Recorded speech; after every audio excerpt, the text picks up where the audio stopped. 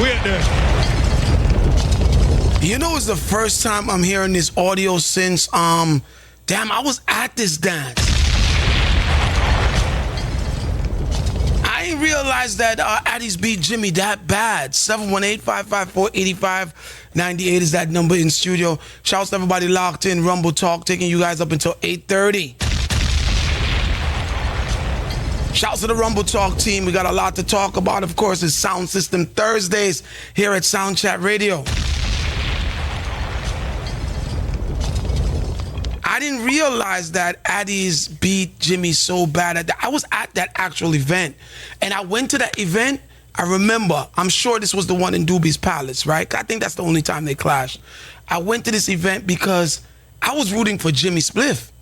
Like, I was rooting for Jimmy at the time because he was like the hottest thing, you know, in the whole, like, the whole, you remember what did I go on them time there? And Jimmy name was calling hard, right? And, you know, that big face off with him and Addies. And I'm going to be honest with you.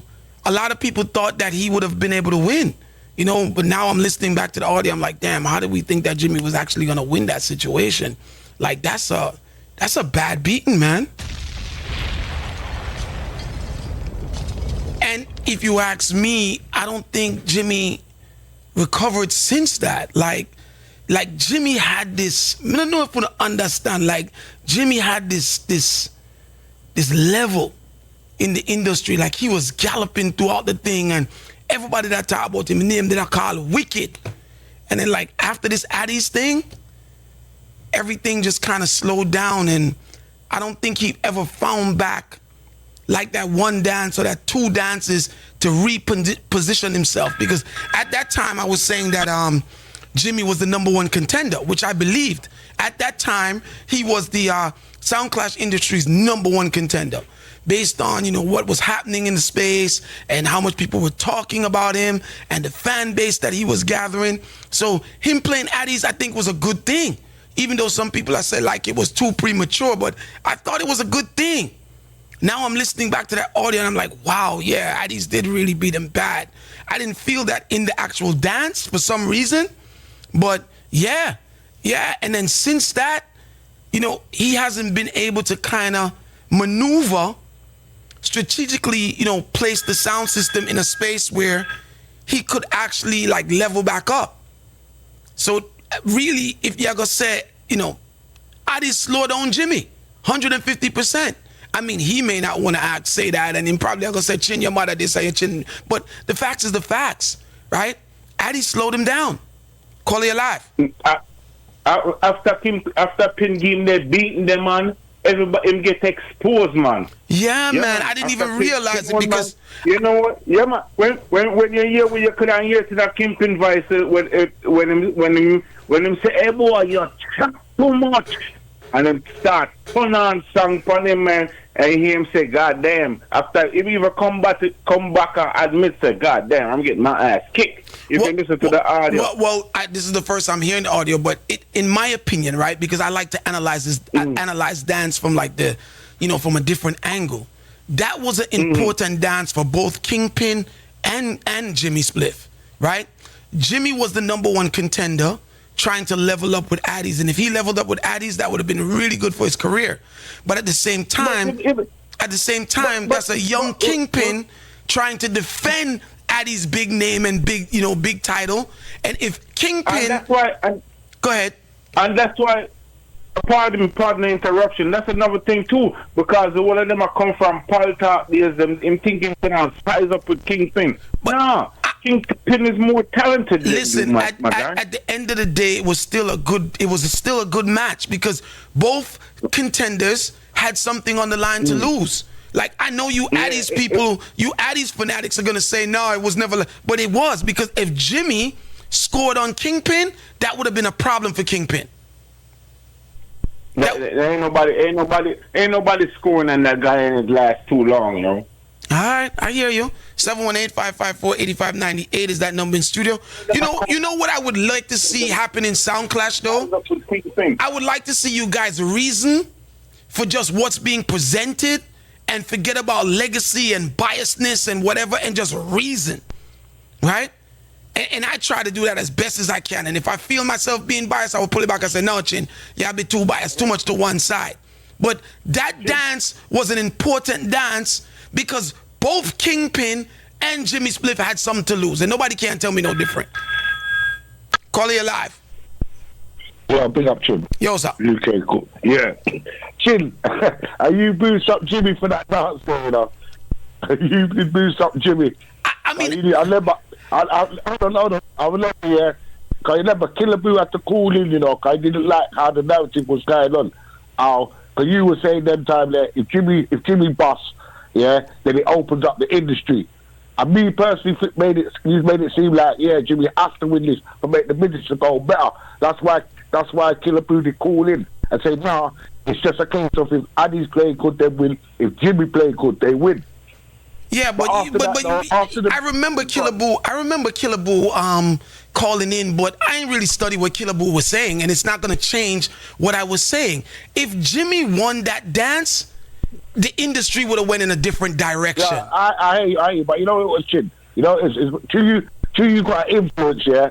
That's why I feel Killer Boo did cool up because the way you did make it sound like Killer Boo, Jimmy Smith has to win this so the industry can open up. That's what it made it seem like. So basically, because I have an influence, I'm not supposed to have an opinion? No, it's not an opinion, but you're supposed to say you made it sound like, yeah, King Shine has to win this. But King Shine has to win this. We needed them to. So I didn't change. I'm not changing my mind. I don't understand what you guys are saying. So 718-554-8598. Because you guys feel that I have an influence, I'm not supposed to give an opinion? Like, what are you really saying? I'm trying to figure this out. Killer Boo called to defend his sound. What Killer Boo says is neither here or there to me. What I say is neither here or there to him. You know, he called to defend his sound, and I was calling to defend what I felt needed to be in the industry, right? If you look at the game for the way the game is played, right? Jimmy being, you know, a new selector in the industry, right? Coming up in the ranks and making his name and everybody's on his side and he's gathering his fan base and he's the #1 selector. If Jimmy kills a decorated sound system, it opens up the industry. What are you guys not seeing? So it was important for Kingpin to stop him from doing so. And if Jimmy beat Kingpin, there would have been a whole different story for Kingpin at that time. I don't understand. Like, guys, could you just take being a fanatic out of it and just look at things for what needs to? Call it alive. Good night. Yeah. Good night.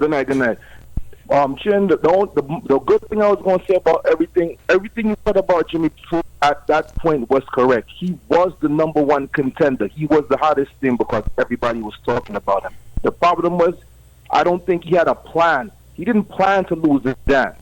He probably thought that if he lost against Addies, it wasn't going to be this blowout. But right. when it happened, and Addies exposed the fact that, if he's not being witty and comedic with the tune, he can't match up against a sound like Addies. And once that got out there, that was the end of the career. And that's the problem with a lot of sound people don't have. They don't have a plan. It's like, you want to play a big sound with Addies because you're the hottest thing. But what happens when they go in there and they expose you? What's your rally back? What do you have? That's where he should have put everything that he had on the line, right? He should have played Addies harder. He should have had a backup plan if he lost the clash. But you get it? You understand where I'm coming from? At the time, Jimmy Spliff was the hottest person in the industry at the time as a young sound. It was really him and Dapper Lee. He was the hottest thing. He was hotter than Dapper Lee. Of course he was. At the time. Yeah, he was the hottest dude, but the problem is that to me, he never had a backup plan. I agree with you 100%. Because one dance shouldn't have just erased him like that, correct? Exactly. But the problem is, you see, when you have a showing like that against Addies, but you need a rally back. But the problem is, there's no sounds in the business that's clashing like that to give you that rally back. Thank you. You know, he needed like a quick one with Innocent. He needed, because Innocent was hot at the time. He needed like a quick dance with Innocent, probably a dance with Earth Ruler, probably a dance with Young Hawk to get, a stereo 5 to build up back a thing. And then people be like, well, he didn't show against Addies, but he had these other dances, but he could never find that dance. So when you don't have a plan, It's bad. And you know what? Big up to Kingpin, and I still stand on where I stand. Like, it would have been really good for Jimmy to win that clash. It would have been good for the industry. Don't get me wrong. Addies is always going to be Addies, right? You can't move Addies. You can't beat them, but Addies is always going to be Addies, right? But there are certain sound systems in the industry, most of the big sounds in the industry. When young contenders go up against big sound systems, especially in the state of the industry right now, and they lose, the industry doesn't move forward. When the young contenders beat the big sounds, that's when the industry moves forward. And I want you guys, I'm just asking you guys, you don't got to agree with me, but take yourself out of being this Bass Odyssey defender, Addies defender. Just have a good conversation sometimes and just think about the industry, right? Jimmy Spliff at that time beating Addies would be a good thing for the industry, because for Addies it would just be a loss. Addies is Addies.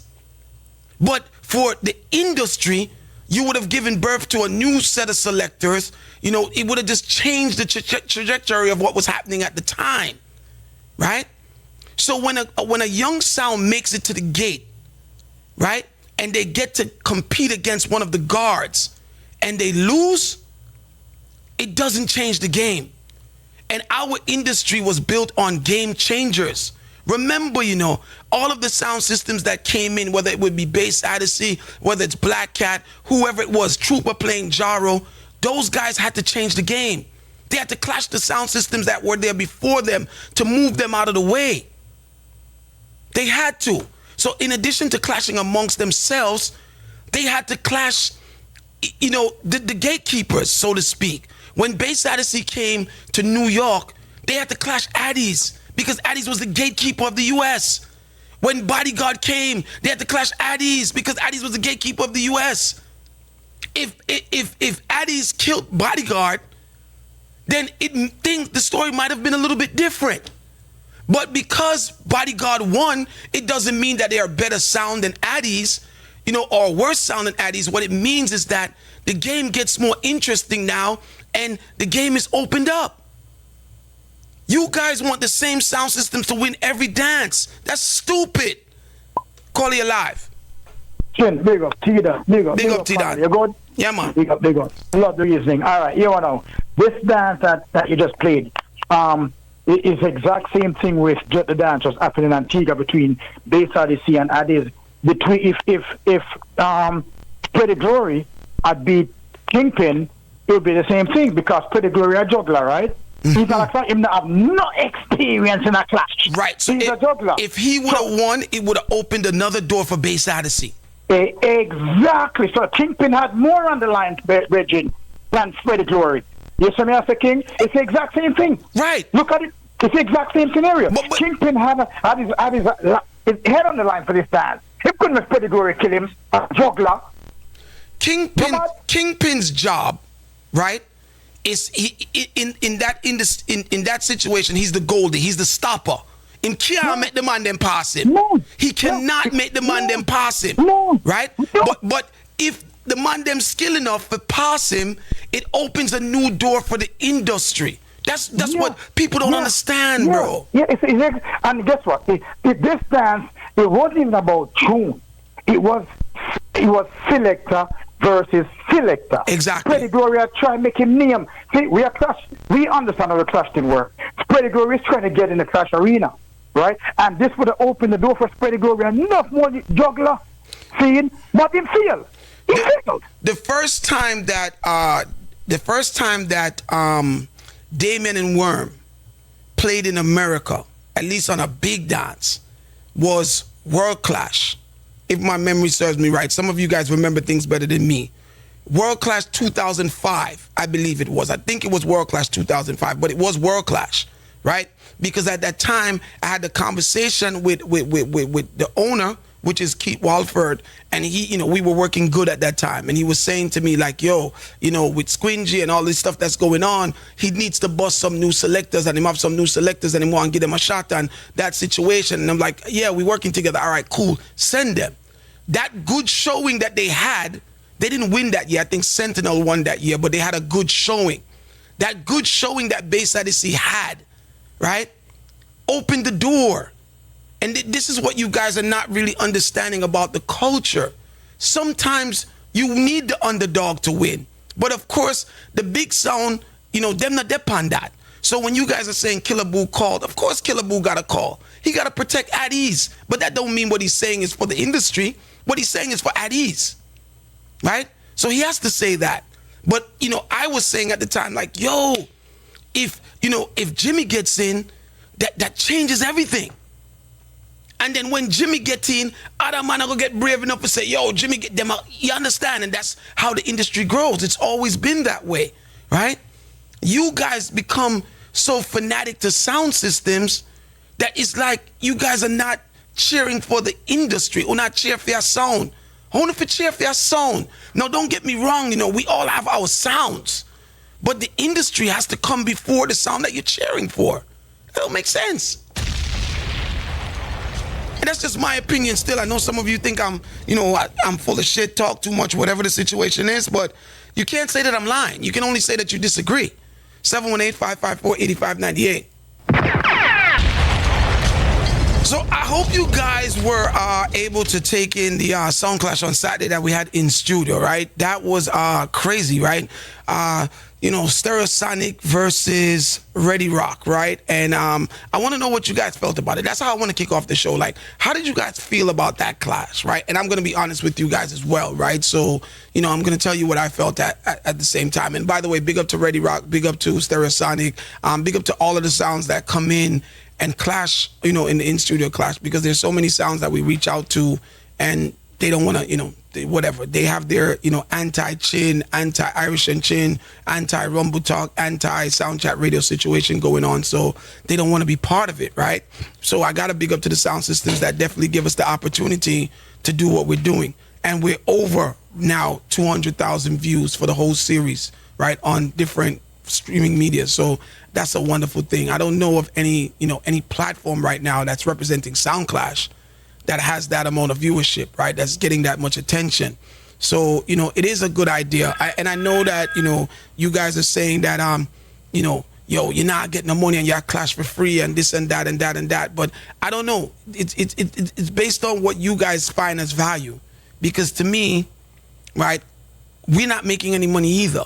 So it's not like you're clashing for free and we're making money from you clashing, right?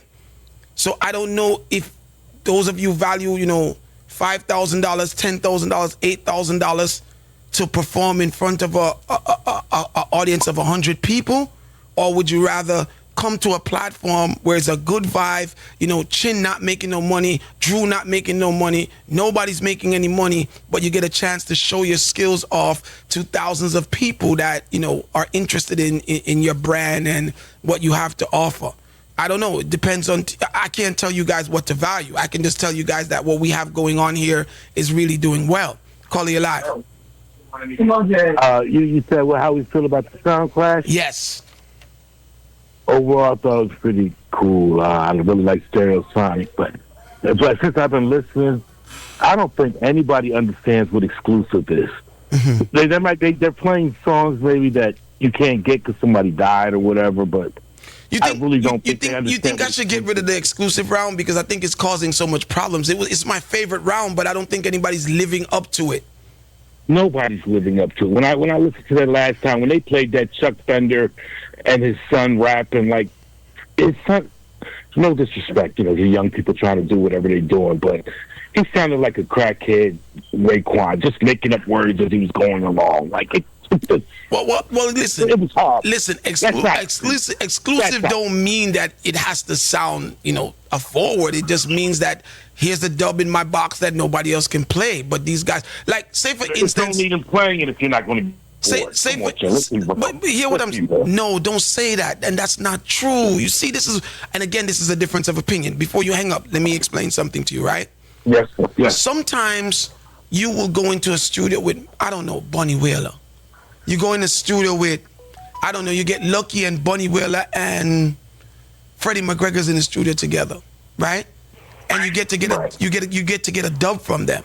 When you voice that dub from them, It may sound good, but it may not be a dub that's going to get forward into a dance. We all have those in our dub box. We all have songs in our dub box that they're good songs. We put good energy into getting them, but they're not going to get a forward in a dance. But they're still exclusive, so you can't say you can't play an exclusive song unless it's going to get a forward. You can't say that. I understand that, but I'm looking at.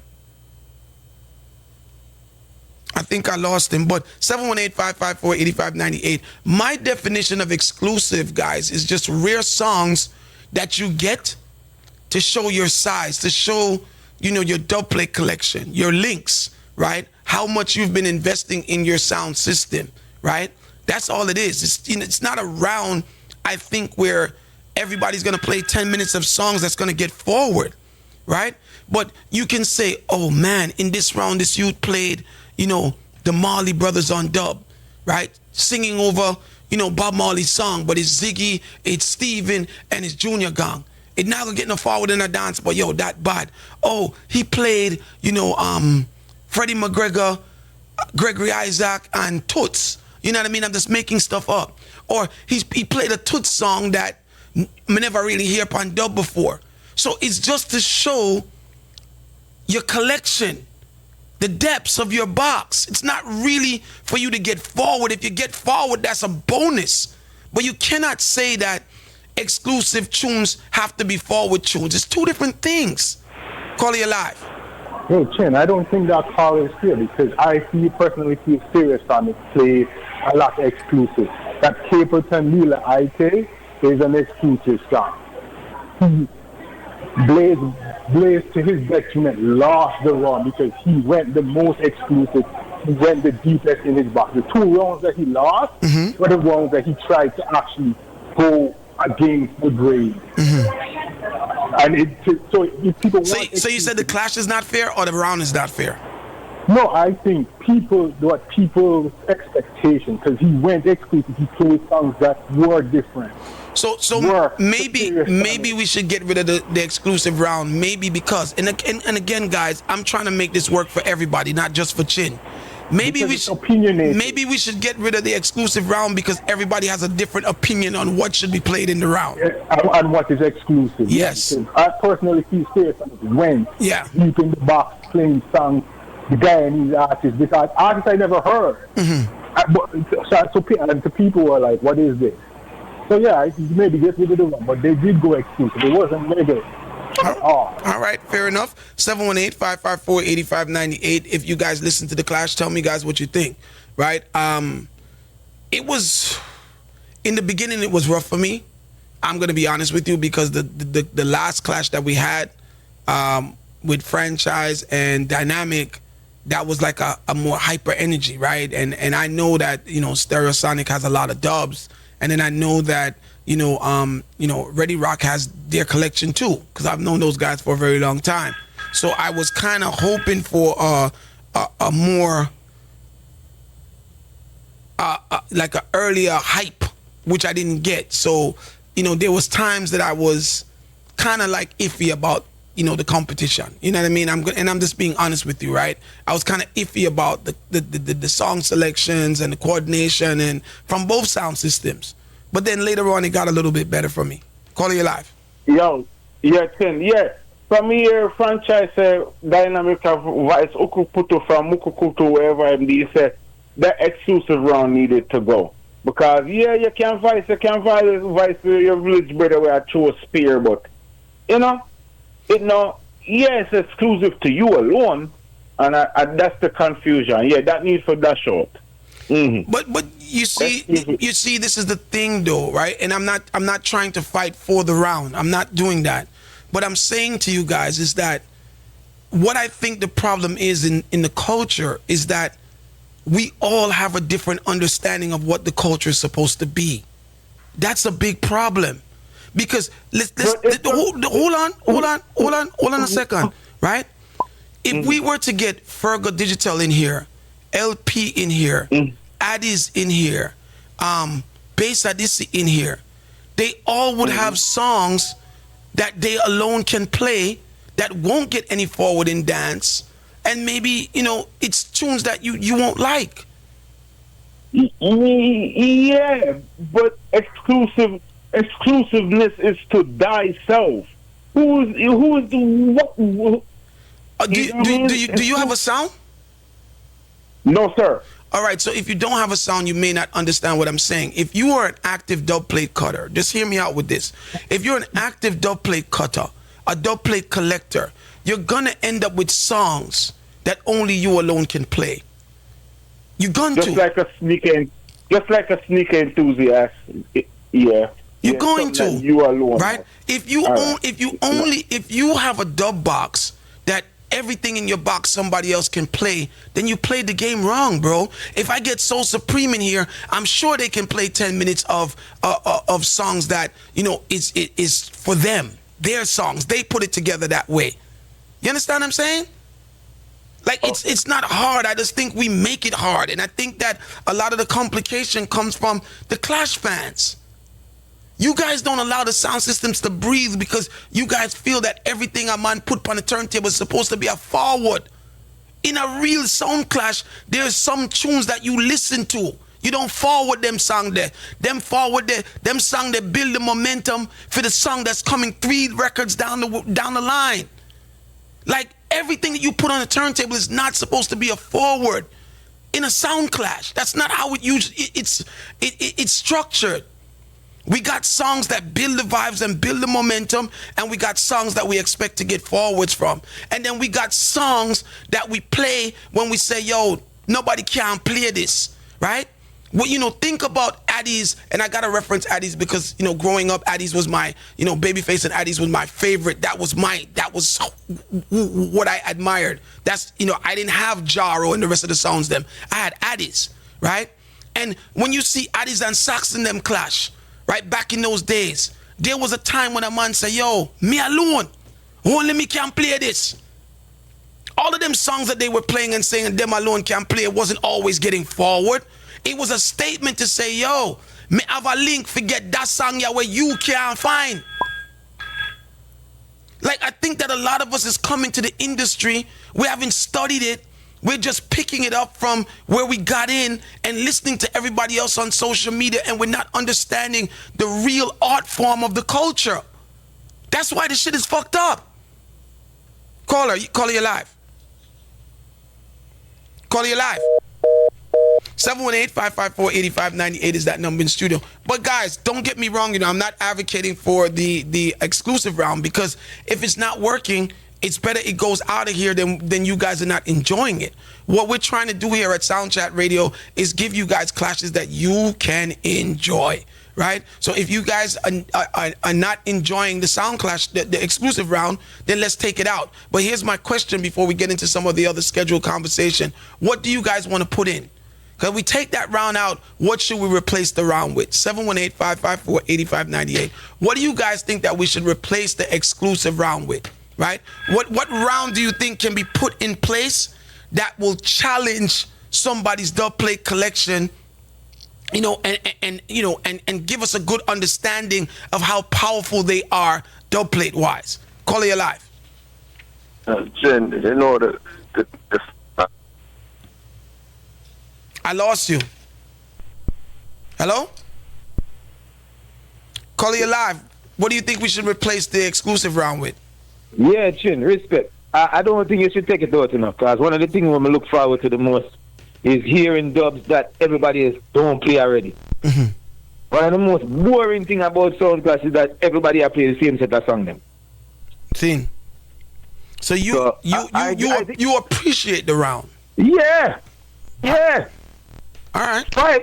If you have a class with 5 sound, the whole of them have the same set of songs them, and I hype up like them have something different. What's different about you? All right, 718-554-8598. And guys, sometime I get tempered. Don't take that for me being upset. I'm just really passionate about arguing about sound clash and stuff. It's all love. It's all cool, right? If you guys vote to get the exclusive round out, then I'll take it out. But I want to know what to replace it with. Something has to go in that space. Call you live. All right, evening, Chin. Yeah, I just want to give my quick little feedback. I think I caught like the first 2 or 3 rounds of clash. Yeah, some of the tunes. What's the tune sound name again? You had Redi Roc and Stereosonic. yeah, so Redi Roc, he seemed a little bit on the nervous side. And also, some of the tunes came across like a man who buys like Gucci or Louis Vuitton, but don't mix right. It don't look good, right? So like the artist. What kind of analogy is that? Okay. But it just didn't mix. I wanted to. My kind of feedback with the rounds is exclusive thing is here, there. That's cool. But you mentioned a lot of times about bringing young sound. So maybe the dead man round, maybe that has to shift, because how are we gonna get new sounds in the business unless they're gonna do like, I don't know, AI dead man too? Yeah, I understand what you're saying. So you're saying if for younger sounds we should take away the dead man round, then is that what you're saying? Yeah, because we want to grow the thing still, right? Right. So here's my question. Here's my question, because I agree with you, right? And again, before you hang up, let me say this, right? The reason why I put the rounds together the way that I did, it's because we want to get people to really dig into their dub box. You know what I mean? Right. That's all it is. It's not because I anything else. I want to get. I don't want these clashes to be similar to when you go to a dance hall and clash. It needs to be two different things. When you're doing a radio clash, you're supposed to be able to show the depth of your collection. To me, it's not about. And don't get me wrong, I like the dead man round still, but I'm just saying, like, for the growth, or maybe if you have like a newbie clash or something like that. If we have a young people clash, then we have to substitute that. So my question to you was, like, when you take out the dead man round, think about what you would replace it with and call me back, right? Think about what you would replace the dead man round with. Call you live. Good night. Yo, that last caller kind of have a point. How about the rule? It gets switched according to the participant. Like, I agree. I agree with you. That makes sense. Yeah, switch the rounds according to the participant. That makes sense. Yeah, the color, that makes sense. Yeah, that makes sense. That is it. All right, 718-554-8598. Guys, I will argue with you because I'm passionate about my points, but I'm listening to you guys, and I'm not fighting you guys. At the end of the day, if we're doing something and you're not enjoying it, then I'm still failing at what I'm trying to do. I'm trying to show you guys that, okay, this is the way it should be. Right? I'm always going to do that because I'm old school, right? And I've been in the industry so long, I'm going to say, all right, this is the way it should be, and this is the reasoning behind why it should be this way. But if I realize that you guys are, not receptive, month after month, every time we keep the clash, then I got to upgrade and kind of compromise with you guys to some extent. Call you live. Yeah, so I'll tell you why. If you take out the exclusive round and keep the dead man round. Some sound play some artists when one round of artists when me don't even know. I just say listen and like, cause you can't go buy 2 man off a corner and call it exclusive. But with the dead man round now, if it's a sound system, so you're there both for about 15 years. How the hell you not go have no dead man? You're not go have a round a dead man where you can play. Well, let me ask you this, right? And I want you to be honest with me, right? I'm trying to figure out, why does the exclusive round bother you guys so much? If I'm not involved in the clash, right, and I'm listening online and I got to vote, I'm just not voting for the person that played a bunch of artists that I never heard of. Yeah, but it's kind of boring when you're here. You just want to mind of crashes that thing of forget excited. But this is the thing with me. All right, this is the thing with me. I try to tell you, my brother. See, when you're in a dance hall, you want to bust your gun for every round. But what's happening here is really trying to examine the man them dub box. You're not gonna be able to bust your gun for every single round, my brother. No, yeah, but when you sit down and you listen around exclusive where you don't know the artist, the man of exclusive and this and that. You see, it's different. It would be different. Me different, because I just now go vote for them, brother. That's all me I go do, Well, that's true. That's all me I go do. Like to get rid of a dead man around, though. No. All right, I understand. No, he didn't say get rid of it. He's saying that if I'm bringing in young sounds, then no dead man around. But if I'm bringing in the older sounds, then I can have a dead man around, right? Now, guys, I hear on the saying get rid of the exclusive round, but nobody now tell me what they want me to put in place of the exclusive round, right? So let me say this to you, right? Today I got a suggestion this morning. I think it was this morning from Scully from Canada. And Scully came up with something that I thought it was a decent suggestion. He's saying instead of the dead man, instead of the exclusive round, why don't we put in an all-female round? So the man them have to play a round with pure female dub, right? That's something to think about. How do you guys feel about that? Call it live. Chin, Wagwan, big up. Medea. So instead of calling it the exclusive round, this is just my opinion. What if you call it the creative round? Meaning, because I like how you explained it. Whereas we, the listeners, we're not expecting. That round is for something for us to listen and to get to listen to their creativity and say, that sounds good. For example, you say you put the Shabba, Gregory Isaac, and Finger Squad on a rhythm. You know what I'm saying? It's a creativity round. So instead of it being exclusive, because that exclusive word, you're going to always hear, oh, this is exclusive for me, I'm me alone. Yes and no. But we just say creative. What about that? That sounds good because you exclusive kind of brings too much different definitions, right? Mm-hmm. Right. Yeah. So, okay, so you're saying just change the name of the round, all right? 718-554-8598. And guys, just if you're just tuning in, I'm just asking for suggestions, right? I know that I get passionate. I know that I like to argue with you guys all the time. That's just me, but I don't want you guys to take it personally, right? It's just you're passionate about the culture. I'm passionate about the culture. We're going to argue our points, but I'm not upset or anything like that, right? I want this thing to work. I want the in-studio clashes to be the biggest thing ever, right? And I think it can be, right? But, I want to be able to make you guys entertain yourselves, enjoy yourselves when you're listening. But at the same time, I want the sound systems to walk away. I want to feel like I really challenge them to really see if they got a good dub box. Like, I don't want nobody with no mediocre dub box coming in here and winning no clash, bro. So I want to put things in there as well. I want it to be entertaining for you. But then I also want to feel like, yeah, man, them man, you have a really good dub plate collection. Call you live. Yeah, good evening, Chin. Good evening. Yeah, with the dead man round, still, me personally, me enjoy it. Unlike about 3 callers or 4 callers before, say, depends on the participant. You can change up the rules compared like the dead man round. But my thing is like me that suggest depends on the sound or whatever. Me that like to see anything goes wrong. You can play 45 and dub plate. Like who can juggle and bust around it. You know, if you make it more hyper.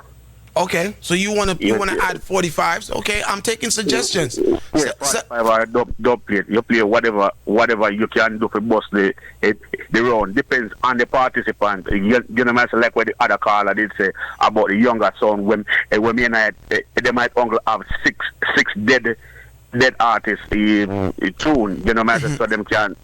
So when them are compete with the next one, if you make it fair, you know, I said them would juggle in anything wrong with them can play dead artists, you know, I said 45 dub plate, or whatever it would take for them bust the round. I understand what you're saying. 718-554-8598 is that number in studio. Call you live. Yeah, how about it instead of exclusive round? Because you're trying to introduce 45 to the series, right? How about a 45 round? So take out the exclusive round and put in a 45 round. So it would be all dub plates and 1 round of 45s. You would enjoy that better. One round of the 45 at least. You put 4 names in our hat, and whoever pick 10 of the best songs from the artist, and that's where you go. All right. Somebody's saying to replace it with a mystery round like what I was doing before. That's what somebody's suggestion is. Call you live. Yeah, I like the 45 round idea, but here's another suggestion what you could have worked with. Each song play for them around or for them artists. So if you say if the Massacre your artist, you're supposed to can play one solid round of Massacre and probably slide in some 45 in night or what. But if your artist, you just have to play dubs. Just play 1 round of your artist and a dubs. Okay. But like that. So guys, I came up with this thing, and I know the phone lines are blazing, and I'm going to try to get some calls, right? There's this thing that I've been pondering in my mind for a long time, right? I've been trying to figure out how we can turn Sound Clash, dub plates into a game.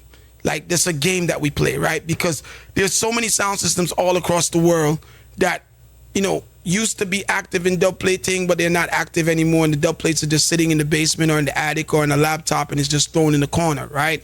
And that's just what it is, right?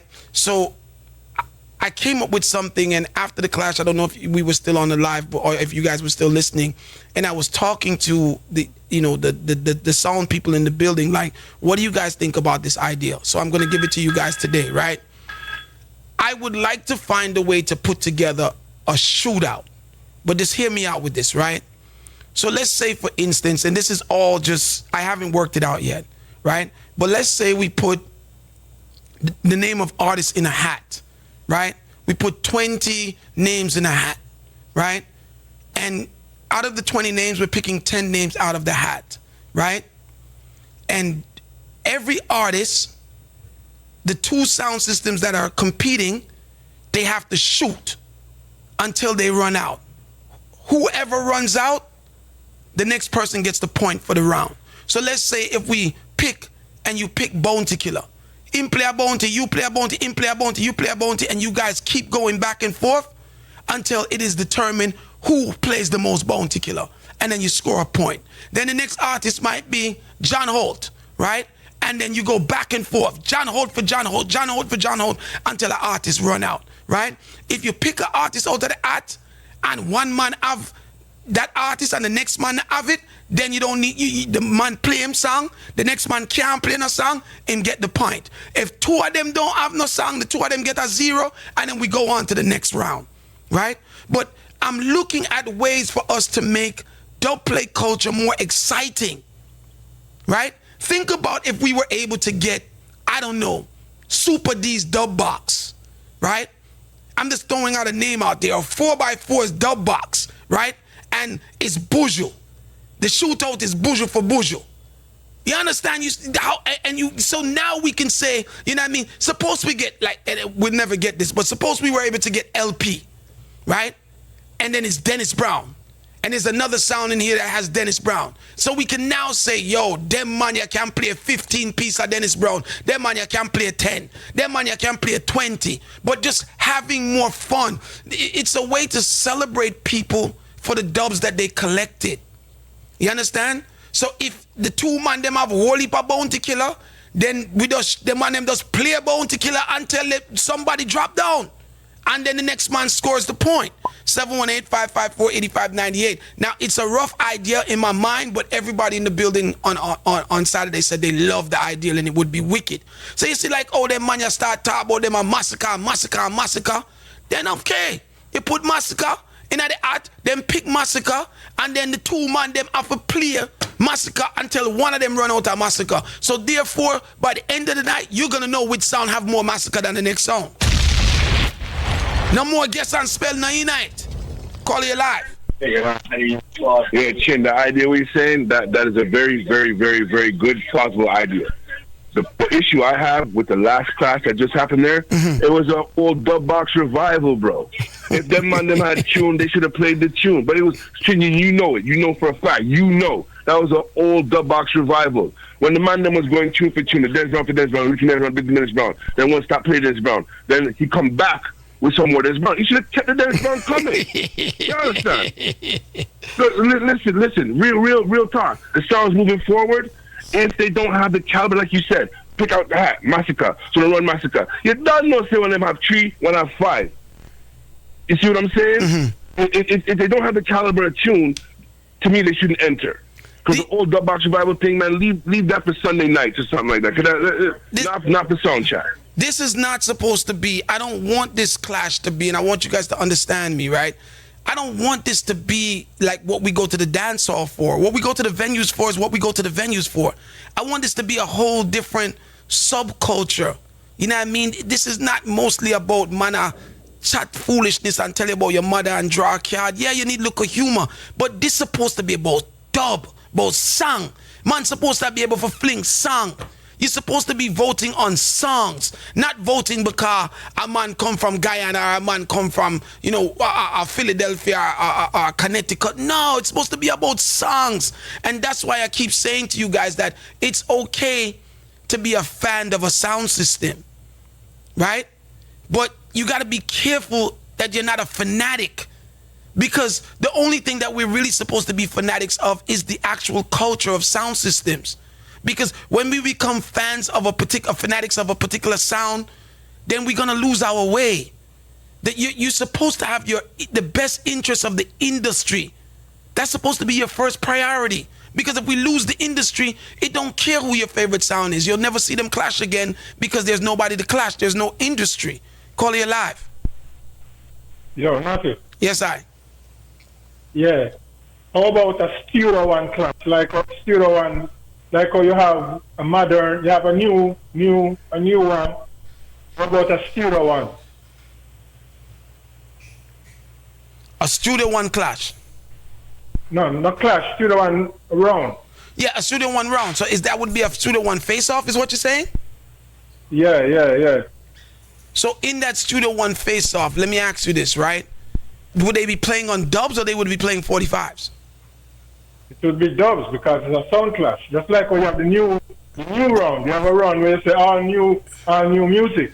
So you start out with the Studio One round. I don't know if some of these sounds will be able to play Studio One though. Every sound have a studio. Every sound of Johnny Osborne and all of the new songs. You think so? 718-554-8598. Call you live. Chin, evening, what go on? Evening. Hey, you like the idea that we are saying with the artist thing about swing the idea, Chin. What about a rhythm round where a man playing baddest rhythm on him thing and juggle out whole heap of different songs on the rhythm? That wicked. But here's the thing. Here's the thing though, right? Here's the thing that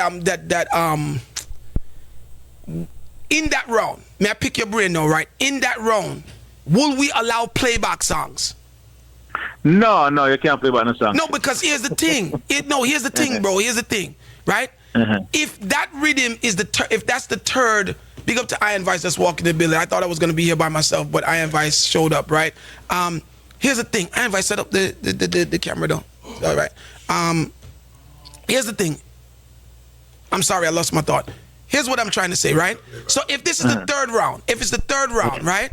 On my punani juggling when me off, 4 of the tune them with them on my punani juggling play already. How me I go prove say me have a bad juggling on the punani rhythm? Well, to me, if it did play it before, but I'm up on the punani rhythm, but I say I can't make that slide. That's why I said. So I like that, but in that round there, we can't penalize nobody for a play about then. No.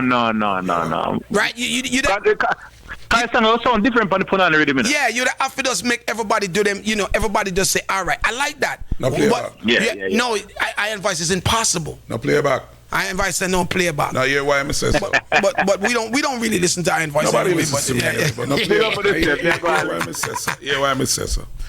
What's the thing? A juggling. Yeah, a juggling face off like a juggling rhythm. A rhythm. Like a rhythm juggling. All right. Round. Do you choose a rhythm?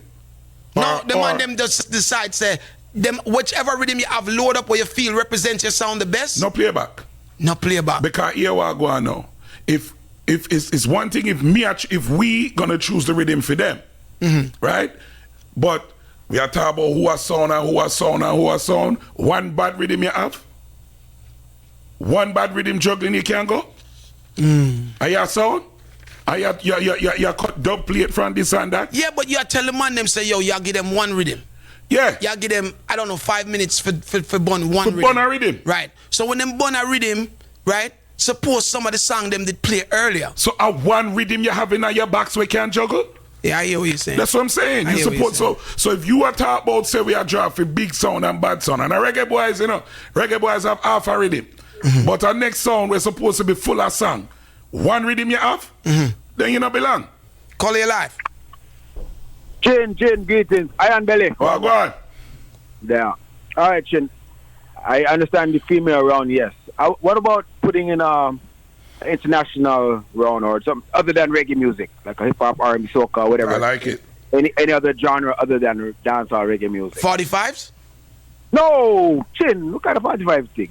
Okay, so no, I'm just checking to make sure that we're on the same page, right? Yeah, so you're saying that in that round, it would be an international round, so you can play soca dub, hip hop dub, every kind of dub in that round there. Other than reggae music. Anything other than reggae, Afro beats, whatever, right? Yeah, So right. you can't. Wait, 10 minutes. Get rid of the 10 minutes? dead man round. Yeah, Get rid of the dead man. No, man, you're wicked, man. No, they'd have to be 45. Yeah, I don't understand how people would. You be able can't to do that without. How many dubs really? Everybody on an LP, you know. Everybody can't play like LP. LP have everything pan dub, and not everybody will have that. Come on. Call it live. Good evening. Good evening. I've been in Sun Clash from the 80s. I'm a New Jersey guy. And, I don't understand when you say 45s, how people make this reaction like, no. Yeah, it's crazy. I don't understand that. Because, Sun Clash is anything beat anything. Thank you. So me know it. Listen, bro. The only thing that can save Sound Clash right now is 45s.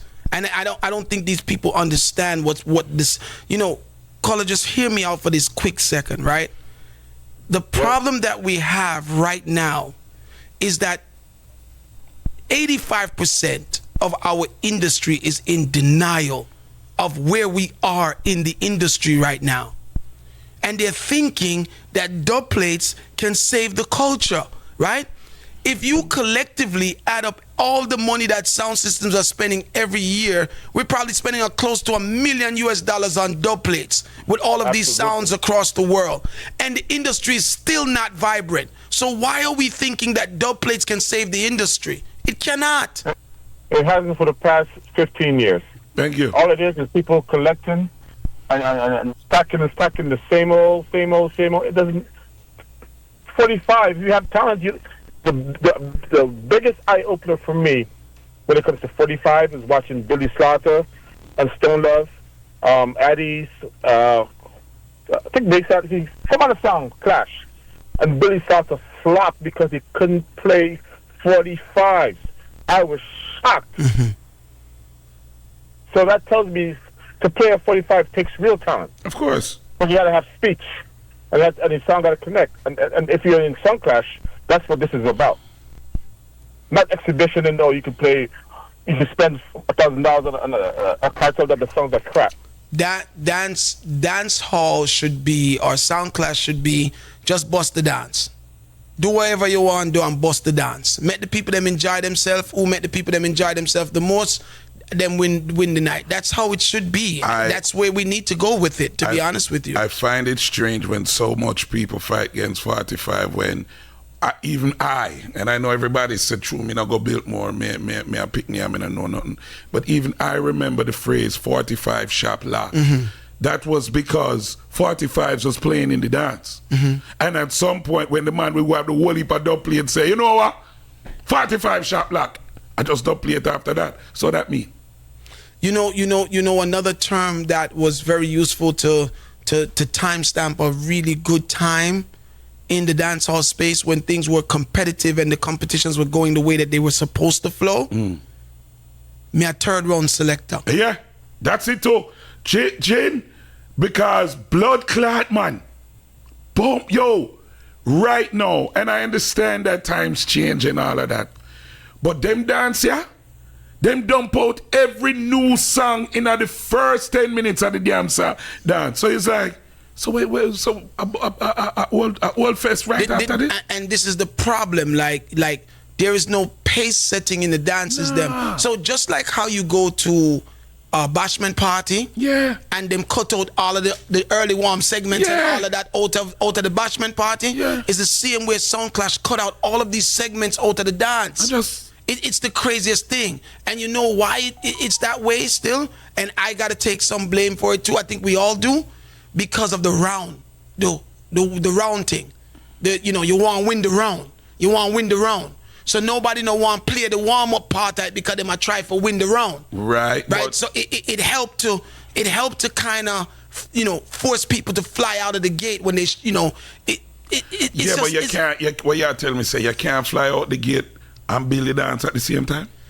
I think that everybody Because wants to be the first to play a song. That's the whole thing. So now, if Rumble Talk intro is the hot song, just know say, if you reach a dance by 12:02, you missed that already. Right. Because in the intro round, man, them a play that, you know. That's what I'm saying. So it's like all of the you can't even look forward to a dance no more because and say, all right, who are go on in a third round? Who are go all right, what the man them have? When you look at possibly the two best dub cutters in our culture, I don't know if we could call it modern day culture because it's not even modern day, right? But Ricky Chupa and Babyface, if you look at the way they strategically competed, right? It was always a build up to the death. Right.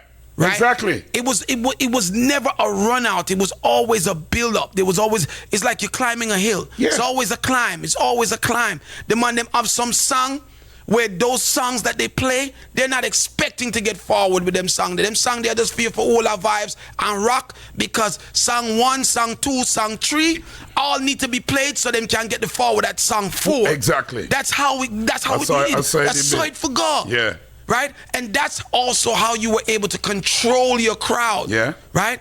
And your audience. You know, people that run wild all over the place. And then you know what it also helped too with? This whole thing that happens in a dance where a man come on for a 15-minute round, him bust the first 2 minutes, and then him flop the next 10 minutes, and then him bust the next 3 minutes before him come off. It's the worst thing ever.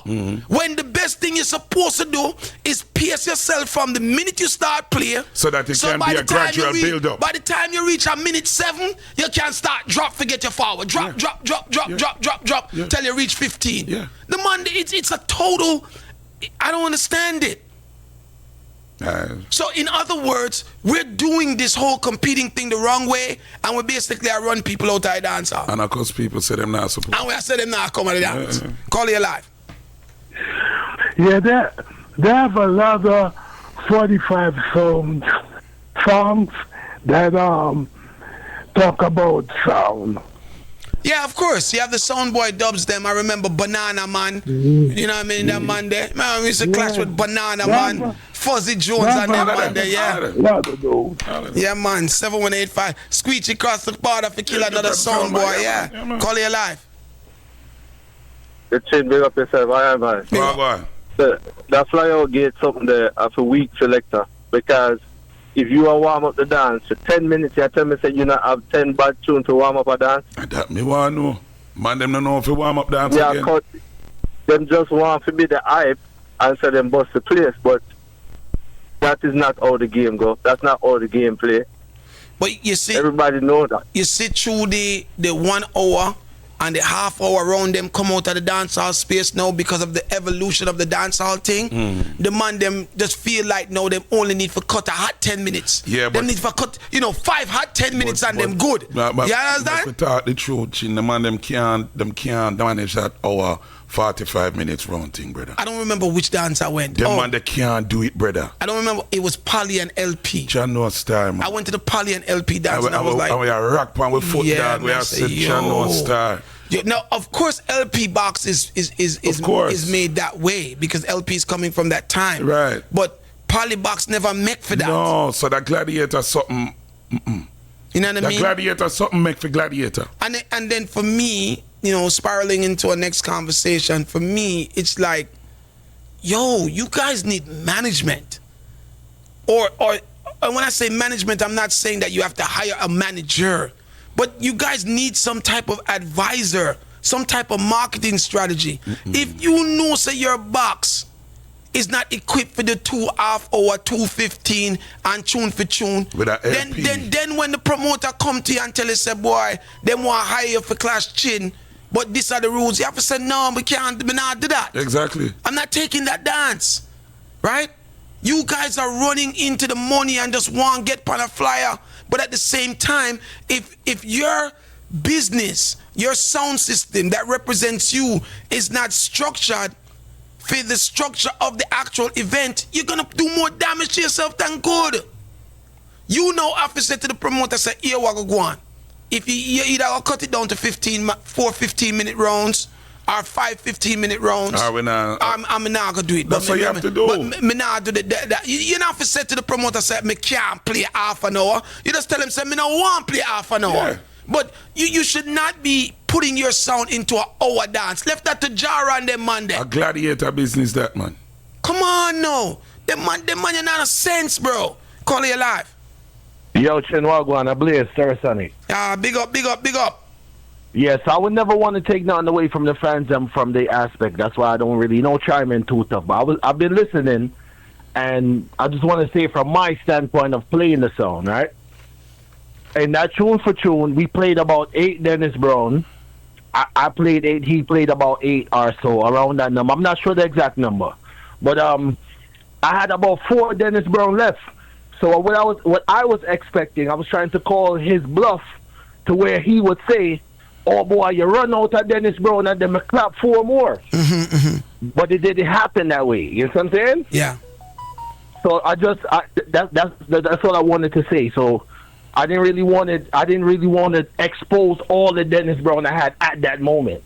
Well, listen, that tune for tune was the most enjoyable tune for me in a very, very long time.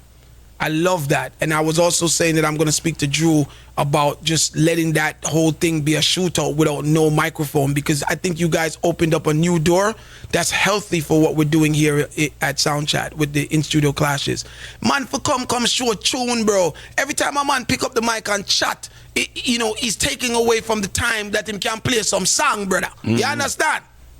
Yeah, that is true. That is true. But I mean, like I said, it was a very good clash. And about the exclusive round, even it's easy when you after the dancer look back and said I should have, could have, right? But now the aspect of the songs that I did choose to play, I realized it wasn't too receptive to the people them. Now I'm gonna go back in I box and I say, all right, I could have played a screechy down alongside Barrington Levy, or I could have played an exclusive Michael Rose, something that they wanted more receptive to what they feel that they should know, kind of thing. Artists that they know. So it could be very underlining where somebody can look at the exclusive round and not connect as much as the people expect to. That's the thing about expectations, you know what I mean? Yeah. But, big up yourself, man, and thank you for doing the clash for us, man. It was definitely a vibe. And again, you guys opened up a door that was really impressive. People are still talking about the tune for tune, so big up for that. Yeah, man, definitely. And give thanks for the opportunity, man. Yeah, man, thank you. 718-554-8598 is that number in our studio, right? One of the things on the list for me to talk about tonight, and I want to get you guys feedback on it, of course, is Buju BANTON and Earth Ruler. Oh gosh, you started a kerfuffle with that one, brother. You know what I mean? I posted a little clip today, and it has basically gone viral, right? With people having the conversation. Now, me I gotta be honest still, right? I don't know what was Buju's frame of mind. He could have forgotten to mention Earth Ruler's name. That happens, right? Or he could have purposely not mentioned Earth Ruler's name. I don't know, right? But what I do know is that over the years, since I was young playing sounds, Earth Ruler has been one of the names synonymous with Buju. Yeah. You know what I mean? No question asked. They've been they've been a sound that had some wicked Buju dubs. Yeah. Right? And I'm gonna be, and again, Ajax don't kill me. Right? I didn't know of Blunt Posse to be a Buju sound growing up in the sound system culture. Me neither. So the fact that Buju remembered to mention Blunt Posse and not mention a foundation sound like Earth Ruler. Earth Rightful Ruler. And I'm not trying to start no problem here, but at the same time I'm just speaking my truth as a Clash fan, right? When we talk about Buju BANTON sounds in New York, right? I would think that Earth Ruler's name would be called. Oh yeah. Right? I wasn't expecting Blunt name to be called, even though Blunt them probably have a whole heap, But Blunt was not the sound system that was, advocating for Buju. You didn't look to Blunt to be a Buju. Yes. For Buju. Don't get me wrong. Blunt probably have the sound there. Yeah, they have sound. But it wasn't. They weren't the sound that was out there labeling themselves with Buju songs. Or being labeled by the fans. Or being labeled by the fans. Buju. It's not a right. It's not a, so when I heard that, I'm like, okay. Soul Supreme got mentioned. Yeah. I don't know Soul Supreme as a Buju sound, but I know that Soul Supreme and Junior P have a good relationship. Them links. So right? So I'm figuring that, okay, well, that's what the link is, right? Yeah. But at the same time, I wasn't thinking that Earth Ruler would be left out of that conversation. Now, and I'm going to be honest with you, right? If I'm Earth Ruler, I feel hurt. Then I'm us. I feel hurt. We said it last week. And even if it was unintentional by Buju, which is a possibility, intentional, unintentional damage still done, same way. Now Buju just have to come out and say, you don't big up Earth Ruler. Yeah. So them have to do a video. Them I forget Buju now for say, yo, we have to do a video. Me forget Earth Ruler star, I'm balance about the thing for the fans them. Because if I'm an Earth Ruler fan, I feel cheated. Then I'm us, man. If I'm an Earth Ruler selector, I feel smited. Then I'm us, man. You understand? That's why we said last week, the Rita rule. Delete every, stop playing it. Well, we're not going to delete all like Buju them, but, just have to put Buju on pause till you start. But it is possible that it just slipped his mind. It is. You know what I mean? But that's again, a big slip. But it don't matter. That's a big slip. Whether he did it intentionally or not intentionally, the damage. China hurt ruler. Cause to me, it would have been better if Buju does say, yo, a whole heap of sound me have to pay homage to in New York. That's it. And the sound man them carry me thing, and I hit that. I even could have said, yeah man, my thing did start to Africa, I left it there so.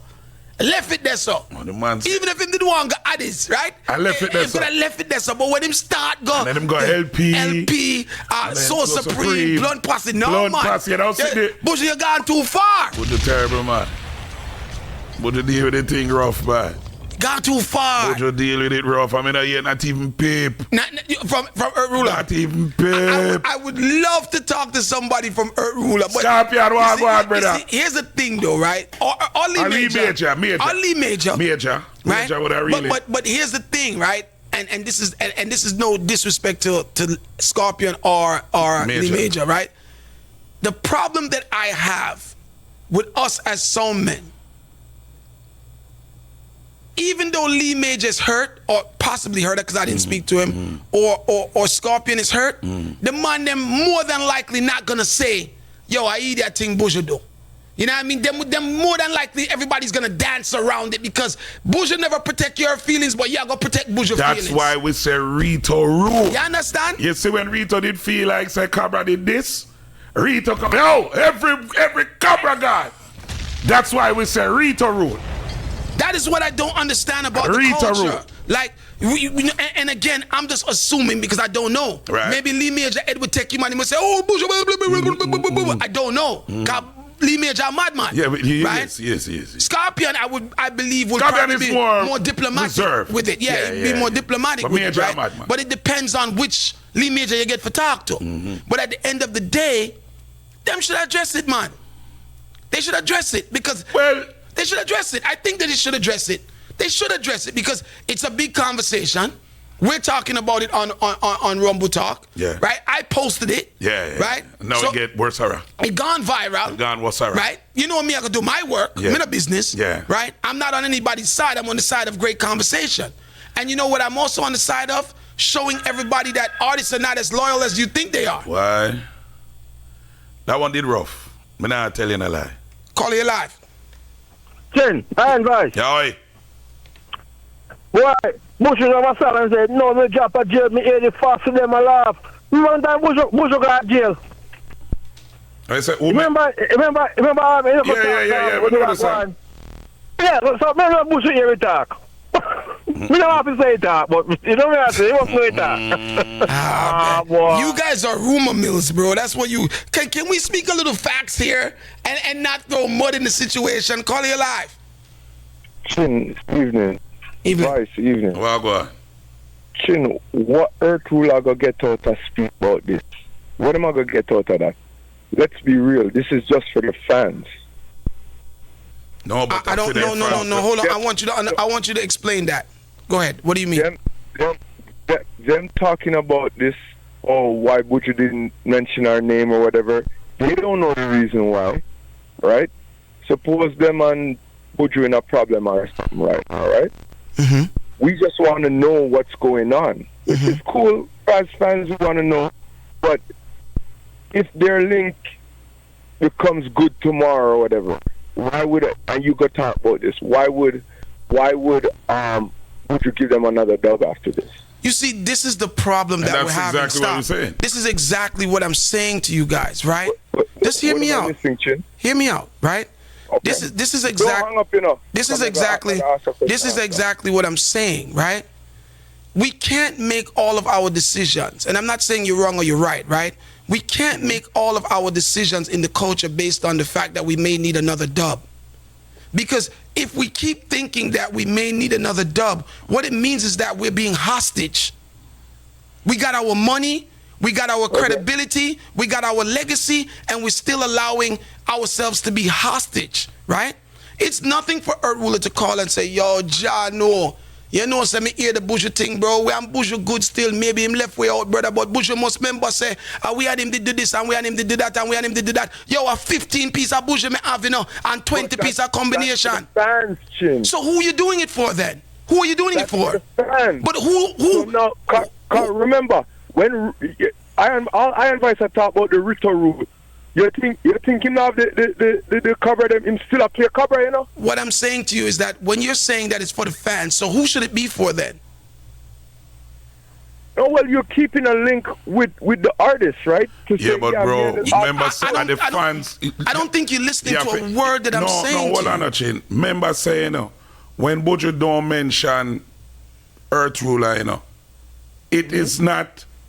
It is the fans, them, who are going to say, Gargamel for left out Earth Ruler, because because if you're not a New York person, maybe I can understand that.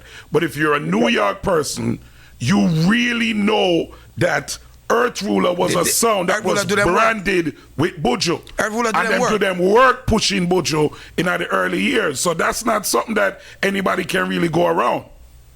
So when you hear that and you don't hear that, and the fans them are gonna say, but them for left out Buju. That's why it became a thing. In other words, caller, right? I'm not going to hang up on you. What you're doing is the same thing that I'm advocating against.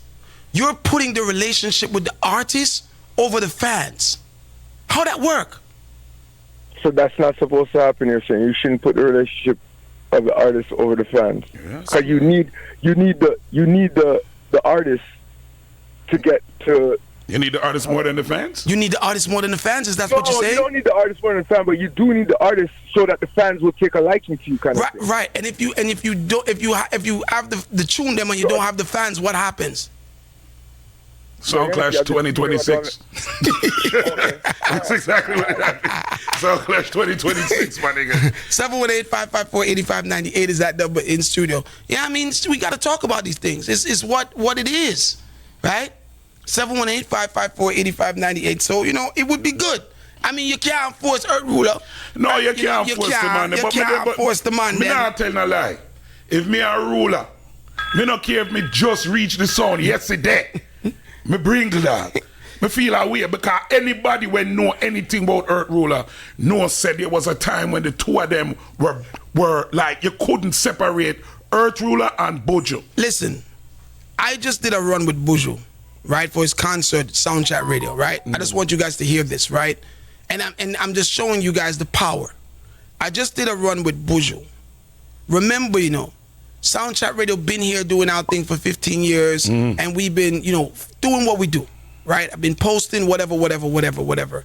People see the stuff, they don't comment, whatever the situation has been over these years. I did one quick 5, 10, 15-minute interview with Buju. Yeah. In the interview, Buju commended me on changing the way radio is now being. You know, he said something like, "Yo, Chin, you gotta big you up. You're changing the way radio. You're the future of radio. Whatever he said, right?" And he said for me, "Yo, Chin, keep speaking your truth, even if it's against me, and even if it's against me, blah blah blah blah blah blah blah." Right? I took that interview and I posted it on social media. You know what happened after that? I started to get, as the days and weeks go by, different artists, big artists, reaching out to me. Yo, Dan, me love what you're doing at the culture, you know. You do your thing, you know. Yeah, man, you do your thing. So what I'm saying is that Buju is a powerful voice. Huge. Of reckoning. Yeah. He's one of those powerful voices. So even though the man them see me, I do my thing, you know, Iron Voice. Them not say nothing till them hear Buju say. But no, Buju say it, them feel like, yo, if the Dan say it, then it's all right for me, say it too. Right. Right? So when Uno say Buju put out him list, nobody thinks there's some fanky something where, it, you know. Right, anybody can just that nobody's not listening to, bro. Because when whichever sound in step on that list there, believe me, everybody ears cock up and everybody eye look on that sound. You know what Ajax said to me? I didn't even hear Buju, right? Yeah. I was in the studio on a Wednesday with Ajax after his show. Yeah. And he came to me and he played the Blunt Posse part. Right. Right? And he said to me, yo, when I can't talk to Father Blunt, you know, all right, and start laugh. That is what Ajax said to me. All right. You think that's something? So I didn't know it was a whole big thing. I just heard the Blunt Posse part, and he was laughing and saying, "Yo, you can't talk to Father Blunt right now." You think them think they're a small thing, brother? So when some of you guys are talking about this, and again, you guys can tell me to shut up, kick rocks, whatever, but I'm saying to you, you guys cannot keep putting artists over sometimes you have to talk. If you put one thing me can, all right, hate him, love him, or in between. One thing me can tell you about Puma. Puma would have already been talking about. Oh yeah, Puma that cost him long time. Puma that start. Puma would have opened him out long time about it, right? Trooper would have opened him out long time about it. Links, Mataran, long time. Babyface, the whole of the Dan them would have opened them out long time. I said, what kind of chat that the DJ make when me Ray tay. Yep. What I'm doing, man? Call you live. Hello. Hey, good night, Trent. When are you gonna play back? I missed the class Saturday. I went to Keith Sweat concert. Oh, so you put Keith Sweat over the sound clash, see? Over dancehall. He's a wicked woman, man. I know you want with a rerun. You want with a rerun sound clash, Listen, I grew up making babies with Keith Sweat. Okay. So reminiscing. Okay. So it was my sister's birthday, and we all went, and it was fabulous. But when are you going to replay it? It's on YouTube, you know. It is? It's on the Irish and Chin page on YouTube. Okay, all right. I'm going to look it up. All right, big up yourself. 718-554-8598 is that number. Well, that's summertime, you know, so the woman them need them fucks on them, you know. Yeah, all I can say is that is my perspective on the whole thing, right? I'm not saying Earth Ruler has to say anything. I'm just saying that their reason for not saying anything shouldn't be because they don't want to offend Buju. And not only that's all I'm saying. And for the people who are not New York people, when you hear us say this, it is not because, you just never mention a song. That Earth Ruler, it's like Killer not mentioning Addies. It's like that, you may say, it's like it don't... certain songs are married. In other words, if you're not a tri-state person, shut up. This is not a conversation for you. Yeah, true. You're not going to understand the Earth Ruler thing. Yeah. Call you live. Yo, Chin, I invite big up. Yes, I.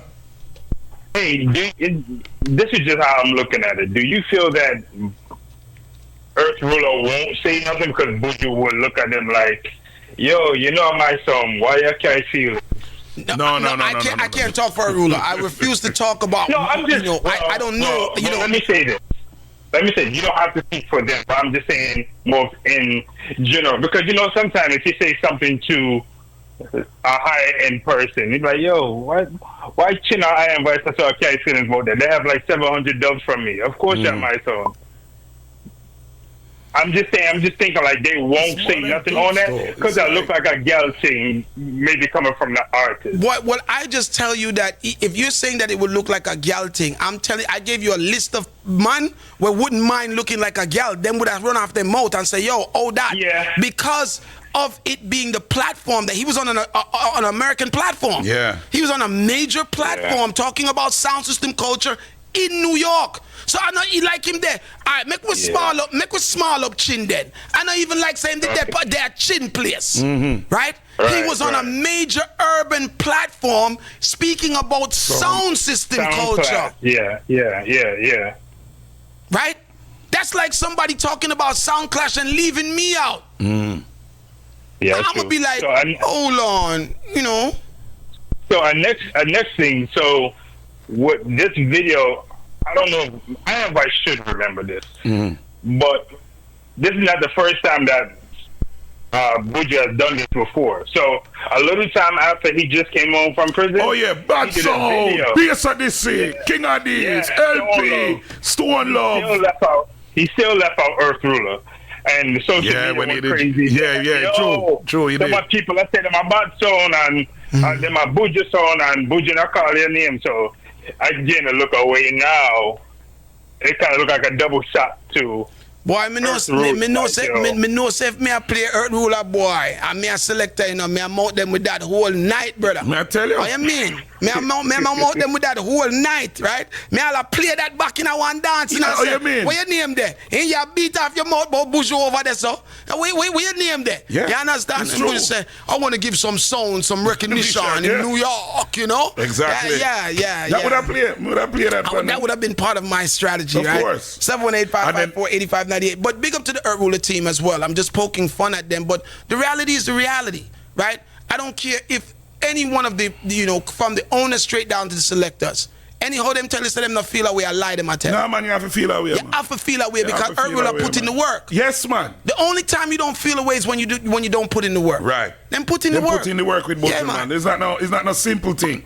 So when man talk about, them have X amount, it's not even X amount of dubs. Because you have a whole heap of song with X amount of dubs that the art them can't claim the artist and the artist won't claim them. It's a different thing with that Buju Earth Ruler thing. Call you live.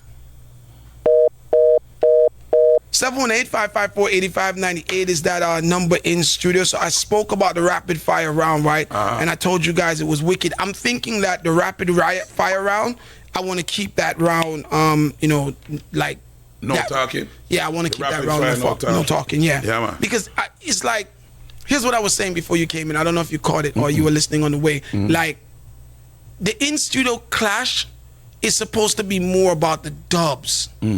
That's what it's supposed to be more about. Like, it's supposed to be more about your dub box. What's in your box, right? So with rapid fire, you know, it give a chance for a man to run out a tune. Yeah. And that me love. You want to see a man run out a song. You want to see a man run a man out a song. But a man bad man. But if you're a true soundhead, that you want to see. You want to see somebody run out a tune. Yeah. I see what them do when they run out. And then as a selector, you beat your chest knowing so you just run out a man out a song. Of course, you run out a man. Yeah, man, of course. That's what it is. Man can't find songs. Man need to be able to dig deep when you come into the studio clashes, right? When you're in the dance hall now, you can fake it, you can run up and down on stage, you can run out in the crowd, you can do all kind of things for 5 minutes out of your 15-minute round. Yeah. In your song, you have to play your 15, man. True.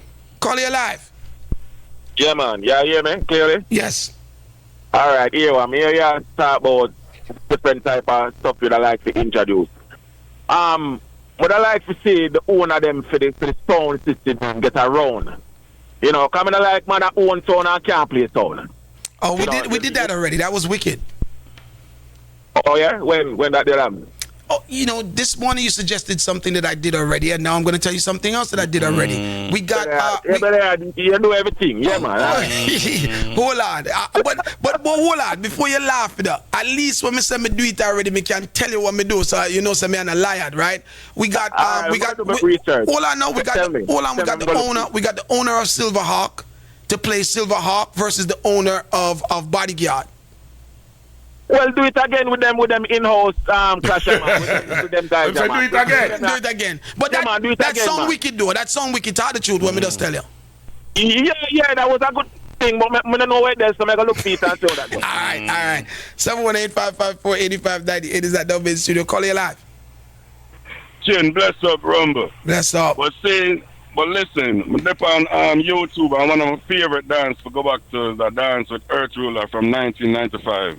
I know say Buju in that dance there, and Buju say I'm first time in New York. I dance with him and Spragga Benz and Screechy Dan, and I like a concert, a dance, and a Earth Ruler play my youth. And for me, come up in New York and I listen sound. Earth Ruler always been a Buju sound. I mean, shock when I hear that talk from Buju. I said, it must have a vibes or something when Lee Major, cause oh, him never mention Earth Ruler. Earth Ruler, me always know the Buju sound. I'm just a forget. Clash, 1 out of the 2. Every clash. They're hard to forget though. Every clash, man, I tell you. But the thing about it was strike me is that in other dance, the Buju sang first time in New York.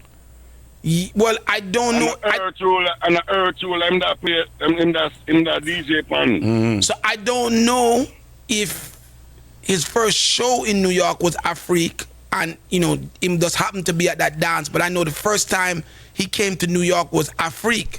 For sure. But I'm not saying that you're lying. Maybe you know that he was. On YouTube. Yeah, maybe he was here a couple of days before. Maybe he was here a couple of days before. But no, but Buju not say a 92 him come here for Afrique, man. A 92? You know, if you listen to, I wanna, you know, like you have a favorite clash or something like that all a while. I always go back and listen to that car. The one thing about it, the audio was dumb clear. So it's like in the part, when Buju come on, him voice, young Buju voice sound dumb clear, and I do the whole time I tune him from them time. Screechy Dan come up.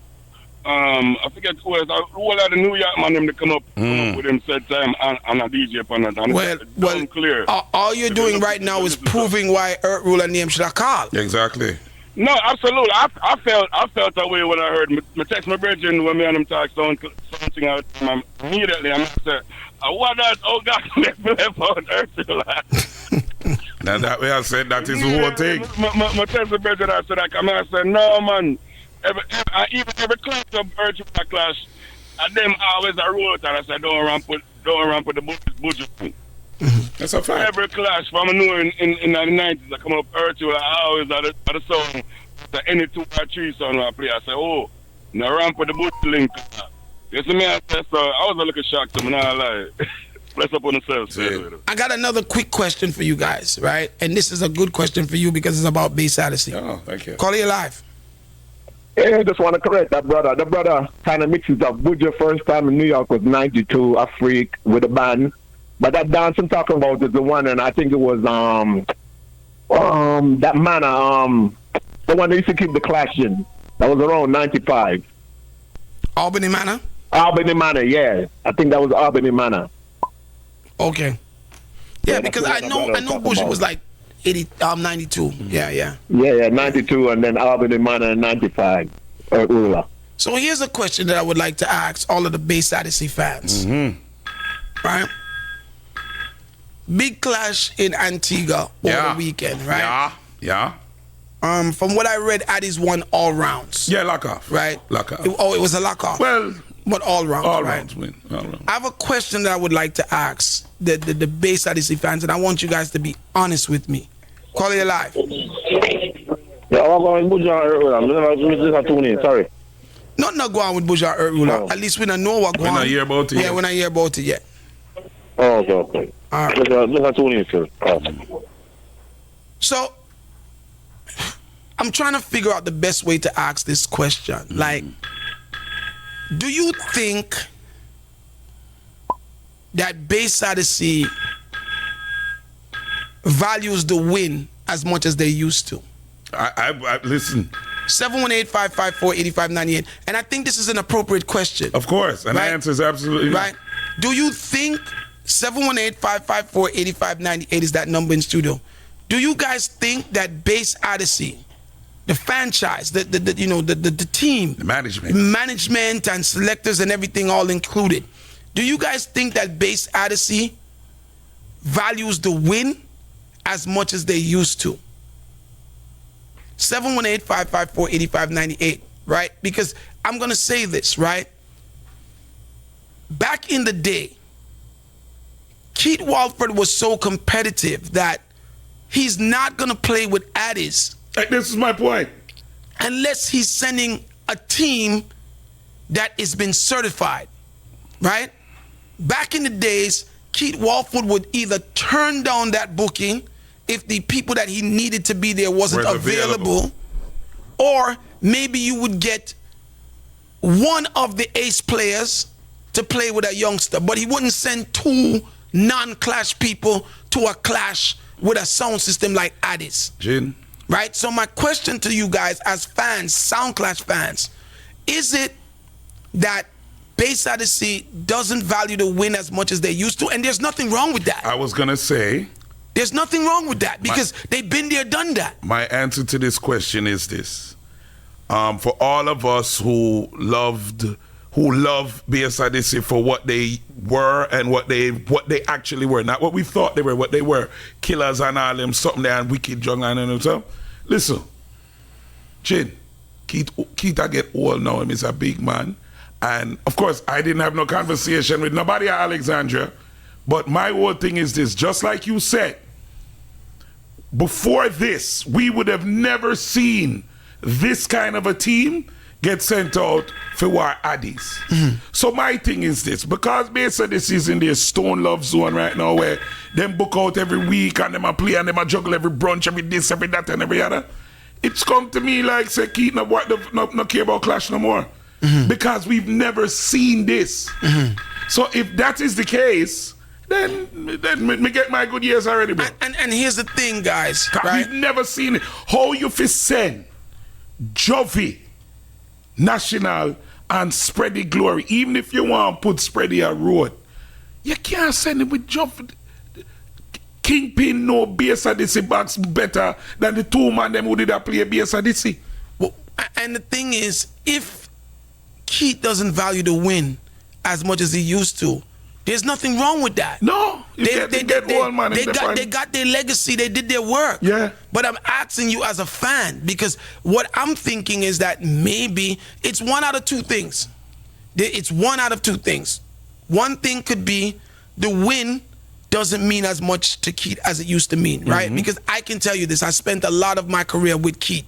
He's very competitive, and he wants those wins, or he used to want those wins, right? And he was very strategic when he took his bookings. If certain people weren't available, he's passing on the event, right? That was how Keith used to be, right? There could be another situation here that we're looking at where Keith just feels like he want to give the other youth them an opportunity to just get themselves out. Not with Addies.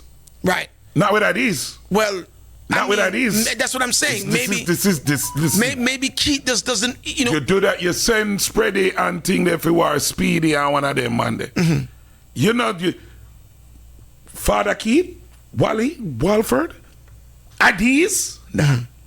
Chin, that just show you say the thing different. It changed. Everything changed. It has changed. It changed because this is Addies. It's not like it's somebody else who's managing Bass Odyssey and send them youth here for war Addies. Keith and Addies is just as rival as the sound man. You understand?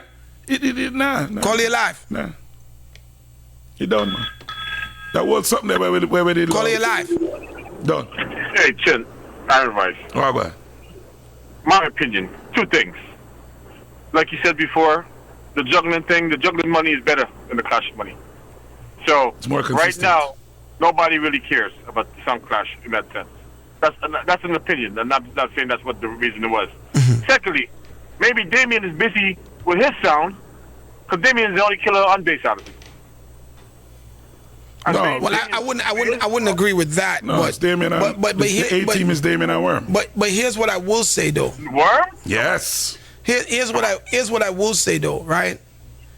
Once upon a time, the Keith Walford that I knew, if they weren't available, the date wouldn't be happening. He wouldn't have took the date. Not with Addies. Right, and I feel Damien wasn't going to lose to Addies, so he sent the two younger youth them. Let them lose to Addies. Because Damien probably wasn't prepared, or he just wasn't interested. I don't agree with that. I don't see that. I don't see that. Nope, I don't see that. I don't see that. I think that maybe, Keith doesn't value the win. Doing business anymore, bro. Like how he used to. Bro. I think now it's bookings. He may feel that he doesn't have anything to prove, right? Him charge a fee, him send him selectors them, and whatever happens, happens because Keith knows that losing a sound clash is not going to set Bass Odyssey back. Not anymore. In this time. Especially now. Right. In this time, losing a clash don't do nothing. Clash don't have this, that. It's not important anymore. Exactly. Call you live. That's true. 718-554-8598. It's not important anymore. Call you live. Keith Walford were in Portugal for a reggae festival, you know. So Damien went with Keith, or Keith went with Damien? Yeah. Keith and Damien are there in Portugal. All right, so listen. Keith and Damien was in Portugal, right? I'm telling you that the old Keith Walford would have told the promoter that he's booked for the date and he cannot give them the date, right?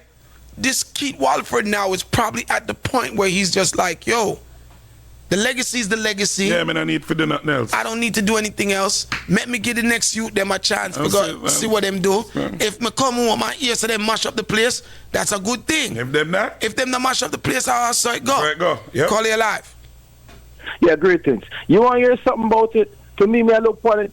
You have to put out youth to get the chance. Because look when Addies come out, you know. Pin and A1 and LP, them put them on the road against, you know, their first big clash for Addies. So, yo, you got them on the sound. You got to throw them out there to fight. Iron sharp iron. My thing is, they weren't prepared for that clash. Addies is not an easy clash for Bass Odyssey, for being honest. It's actually the worst matchup to me.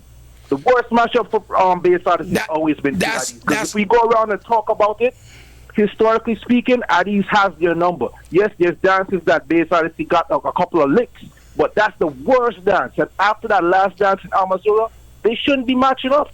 That's why I'm telling you. That's why I'm telling you that I'm surprised that Keith took the booking. True. You know what I mean? Sometimes you gotta throw the youth out. You gotta throw the youth out. No, this Swally, but we gotta get new stars. Bro, this will show them youth them out there. That's a fuckery. I agree with. That's what Addies did with Kingpin and A1. I agree. With their first dance against LP. I agree. You gotta put them out there. I agree with you to some extent. Right? Throw the baby in the water, let them swim. Right? I get it. Right? Exactly. But maybe they should have chosen a different sound to do that with. Exactly. Probably. Yeah. I mean, but you still gotta throw the baby. You still gotta throw them out there. We gotta see what's back there. You got a whole bunch of them. You gotta see what could do. You gotta sharpen iron. Iron sharpen iron. You can't have them there doing these juggle dances and talking that they're the big this and no. Go out there and go fight some champions. Go get some lick. That's how all the champions were made. That's how Trooper was born. That's how Squinty is born. That's how Mataron lick. It's not what you do when you win. It's when somebody kick it in your face and you come on your right. And guess what? And guess what? What you're saying could have been his strategy for True. Maybe. It could have been, that could have been Keith Walford's strategy to say, maybe you them get out there and get them feet any wet. Selector where I play with Jovi and Spready, rush them now. Call you live. I don't have the time to build them. Yeah, Chid. Yes. Yeah, you see the Bass Odyssey now? I agree with you, like, you see what, it was the wrong start for them to put out the new team because every selector needs a chance. But it comes and goes because LP put out a new team against Stereo 5. It worked for them. That's Stereo 5. Stereo 5, sorry. But it's Stereo 5. But you know, I called up and I said to you, certain selector, when you play certain dance, you might need your A team.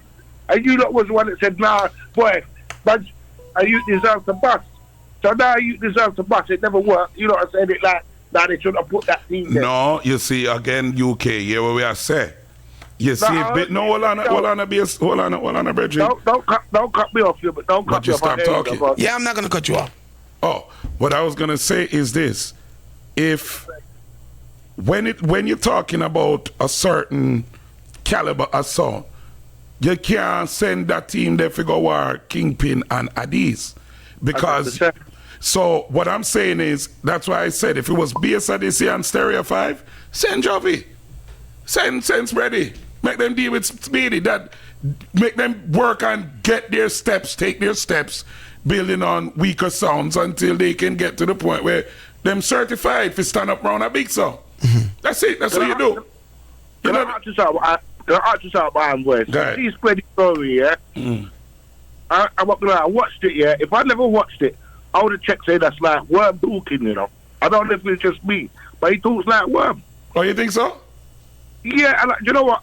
For Bass Odyssey, yeah, it's just Bass Odyssey. Like, I think Damon tries to be like Squidgy, so it's just Bass Odyssey. And like, it's gonna be like Worm now. It's gone on to the new selector.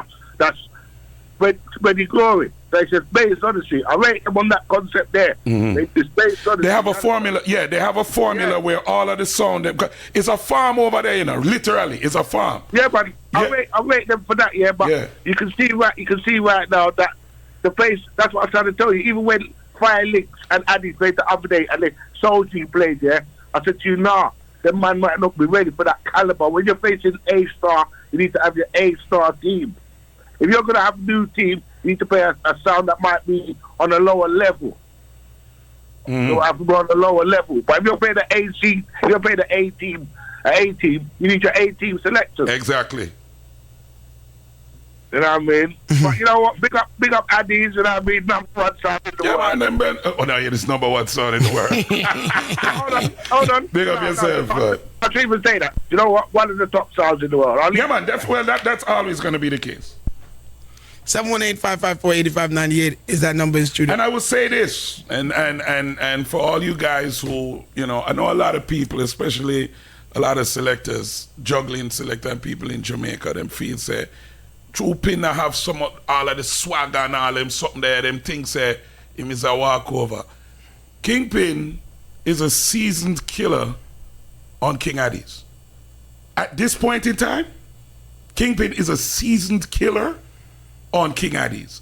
So all I wanna we feel like uno can re. Sorry for uno. Dog, I'm gonna support for the run up in our youth also.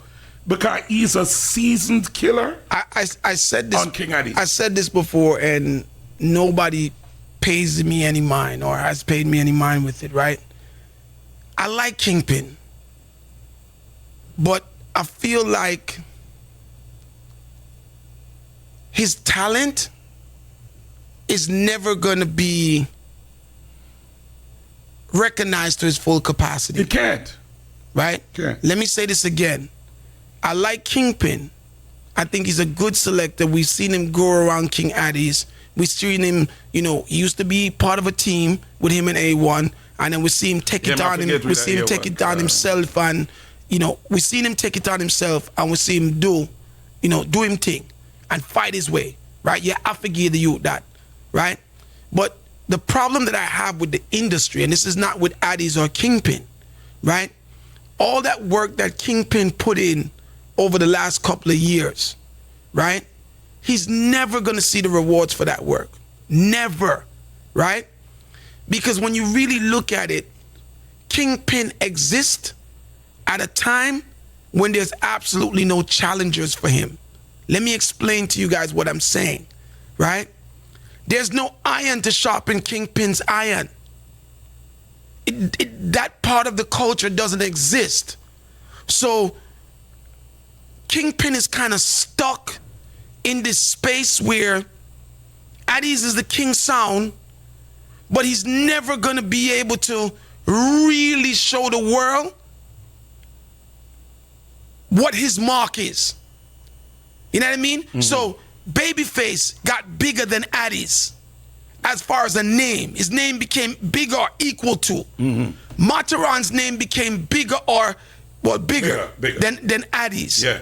Kingpin's not gonna get the opportunity for his name to be leveled up with King Addies or bigger than King Addies. No. Right? And he deserves it. Don't get me wrong, you know. He deserves it because he put in the work. He's an humble youth. He's really, really talented. But the time that the space that we're in the industry now, there's no rivalry. There's no challengers. Yeah. So here's the thing. What would have been good for Kingpin if there was a version of Kingpin on Bass Odyssey? Where did fight after Worm and Damien, right? And I met them name, right? And then them face off with Kingpin. That's what Kingpin, right? There's nobody in Kingpin's league, in Kingpin's generation. Nobody not dead it. Think about what we're saying. Jakes was there. Jakes is gone now. Jakes is gone. right? So if you look at all of the leading sound systems, right? And we can't even say that Killer D was in his generation because Killer D was before him. Of course. Right? In his generation. There's nobody there. There's no selector playing a big sound for Kingpin to iron sharpen iron.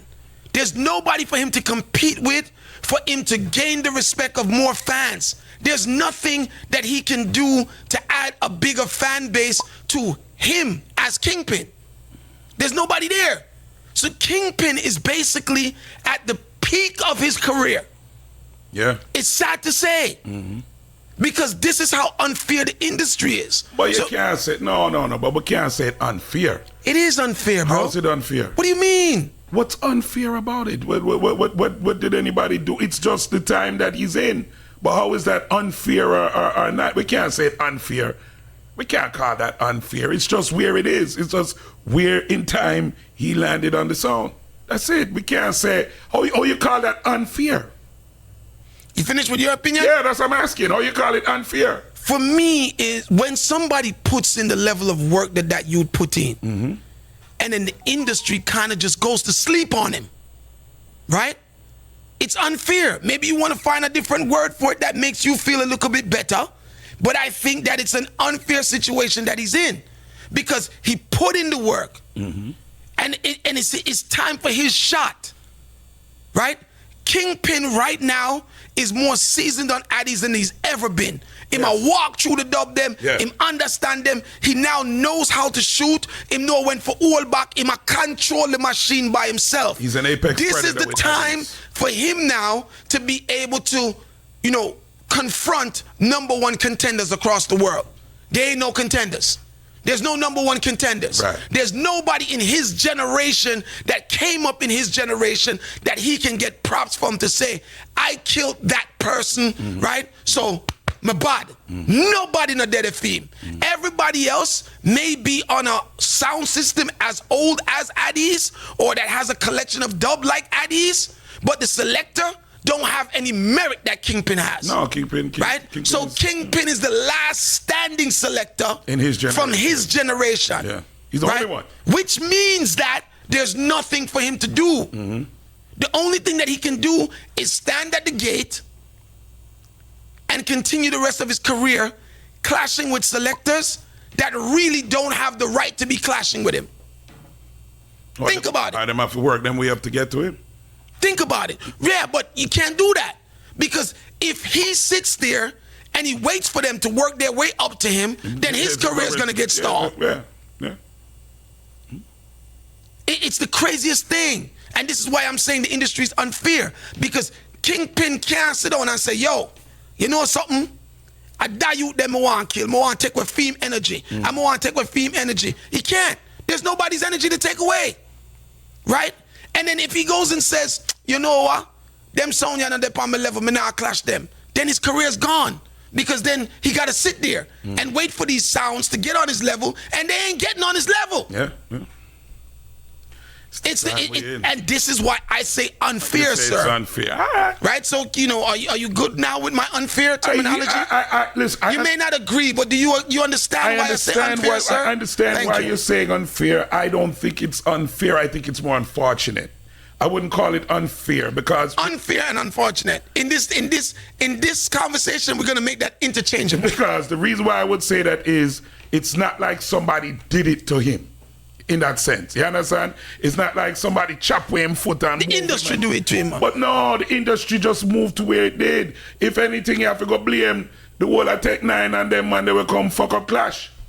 Because I then bring it down so that him not have nothing for rare, you know. No, you're not gonna get me for say Tech 9. No, I'm saying it. Yeah, no, me can't agree with that. Me not worry about you not for say. Me can't agree with that. But at them man, they fuck up the thing. Yeah, but I advise me cannot sit here. No, they don't agree. Hold on, no. Let me cost you. Just like how you cost me with cost me, sir. That's right. I cannot sit here and allow you in front of me for say that Tech 9 mash up Clash. Okay. Right? But me I gonna say. No, but I'm saying I can't allow you to say that because here's the thing. So me I get fired? No, here's the thing. Forget about that. Here's the thing. Me I have a reason. Where make a reason? Right? You have never kept a Clash. Right. You never take out your money and invest in a clash. Never. So you don't have the right to talk about the man mash up clash. I do. No, you don't have that Yes, right there. You don't get that right there, brother. Yes. You come in like the rest of the man them when I spend $1 we cost chin every day. Well, no, but me don't cost you. No, but me just I say, I'm not gonna sit here as a man we're spending money in a clash. I saw you say because me never keep a clash. Me I say you not take the beating them we take you not invest the money in the industry we take you not take the sacrifice we take make for you to sit down here and say take match clash. No, you can't do that. Well, that's it. Me now make you do that, bro. I hear that, but me I go say it. Me now make you do that. I mean I stop saying. No, I mean me can't stop you from saying, but me I go tell you. Let me say it again. Please. Let me say it again. Please. The time, the money, the sacrifice we take make over the years in a sound clash. Me now go sit down in front of you and make you say, take fuck up sound clash when you never pick up $100 out of your money and keep a sound clash. Well, me not do that. Sound clash not cost $100. No, me that's I say. But I mean, but you understand where I come from. Welcome to the in-studio clash here. Me send the money for that. Oh yeah, do cheat. Wait. Cheat, you just fuck yourself. Call it no, hold on. Call it life. You fuck yourself, Cheat. Call it life. Me send me money for the in-studio. Guys, if you agree with me, you agree with me. If you disagree, you did. But me not take no talk from Iron Vice as it relates to but me send the money. Agree. Yes. Agree, Chin. Agree. Listen me. We want to go back to something Vice. So, you must say, I bet them send out some young youth go face Stereo 5. Which one worse? You get killed by Stereo 5 or you get killed by Addies? What do you mean? If you get killed by Stereo 5 or you get killed by Addies? You missed that point. Some young youth. You say send out some young youth. Yeah. For face a less powerful sound. So you say it better send out some youth where not qualified. A less powerful sound. Don't it look worse so you lose to a less powerful sound? For the youth them who just a try start them clash career, no. Yeah, but it's a less powerful sound than no, it is not worse if two. Bass Odyssey. I'd rather take the loss from the King Addies and say, yo, I lost a big sound than say I lost a little small sound. Well, I agree with you to an extent, right? I don't think that Bass Odyssey should be willing to sacrifice a loss to King Addies because King Addies is a rival. That's what I'm saying. I don't understand. Maybe if them take two kick from LP or them take two kick from Soul Supreme, it's not as hot. But Addies is their long-standing rival. So my question to Iron Vice is, like I said, is it better for them to take the kick from Speedy? I say you lose to Speedy, so the whole I can say, look who Bass Odyssey just gonna lose to. But you finish because you're trying to make something into something that it's not. Because guess what? No. Okay, guys. All right, done. Me done. No, me go show you. Done. Okay, come on. Say a chat fuckery. Because it's very simple, you know. And we saw it because this guy must not know nothing about something. Because we saw it with Freddie and Trooper. If Speedy beat Jovi and what his name? Jovi and Spready Glory. You know what everybody I say? You never beat Damien. I see him thing where them used to say, well, you never beat Trooper if you beat Freddie. So I don't know what this guy's talking about. It's a stupid statement. 718-554-8598 is that number in the studio. I feel within, this is just me as somebody that's a fan of Sound Clash. And you guys already know I don't have a good relationship with Addies, but talent is talent. And truth is truth for me. You can't send idiot figure clash Kingpin. No, I'm not even saying that. Oh. Talent is talent for me and truth is truth, right? I feel like, unfortunate is a good word Iron Vice said. It is unfortunate. Unfortunate, unfair situation that Kingpin is in where there's no growth for him. Right. He's not going to be able to, unless he switches. He has to go, that's what it is. Unless he switches and turns Addies into what Mataran started to turn them into, right? But as far as Clash goes, there's nowhere for him to go. Kingpin he's at the top, right? And he's at the top in such a bad time that he's not going to be celebrated for the work that he put in. Nah, because Clash has gone down, right? And the next and the equivalent to Kingpin on a lesser scale as far as putting in the work would be Jakes. Yeah, Jakes was on. Yeah, it would have been Jakes. Right? Yeah. And I said this to Jakes when we were in Canada. I sat him down and I said, Jakes, listen, you and Kingpin have it the hardest, bro, because there's nowhere to go. There's nobody for you to clash.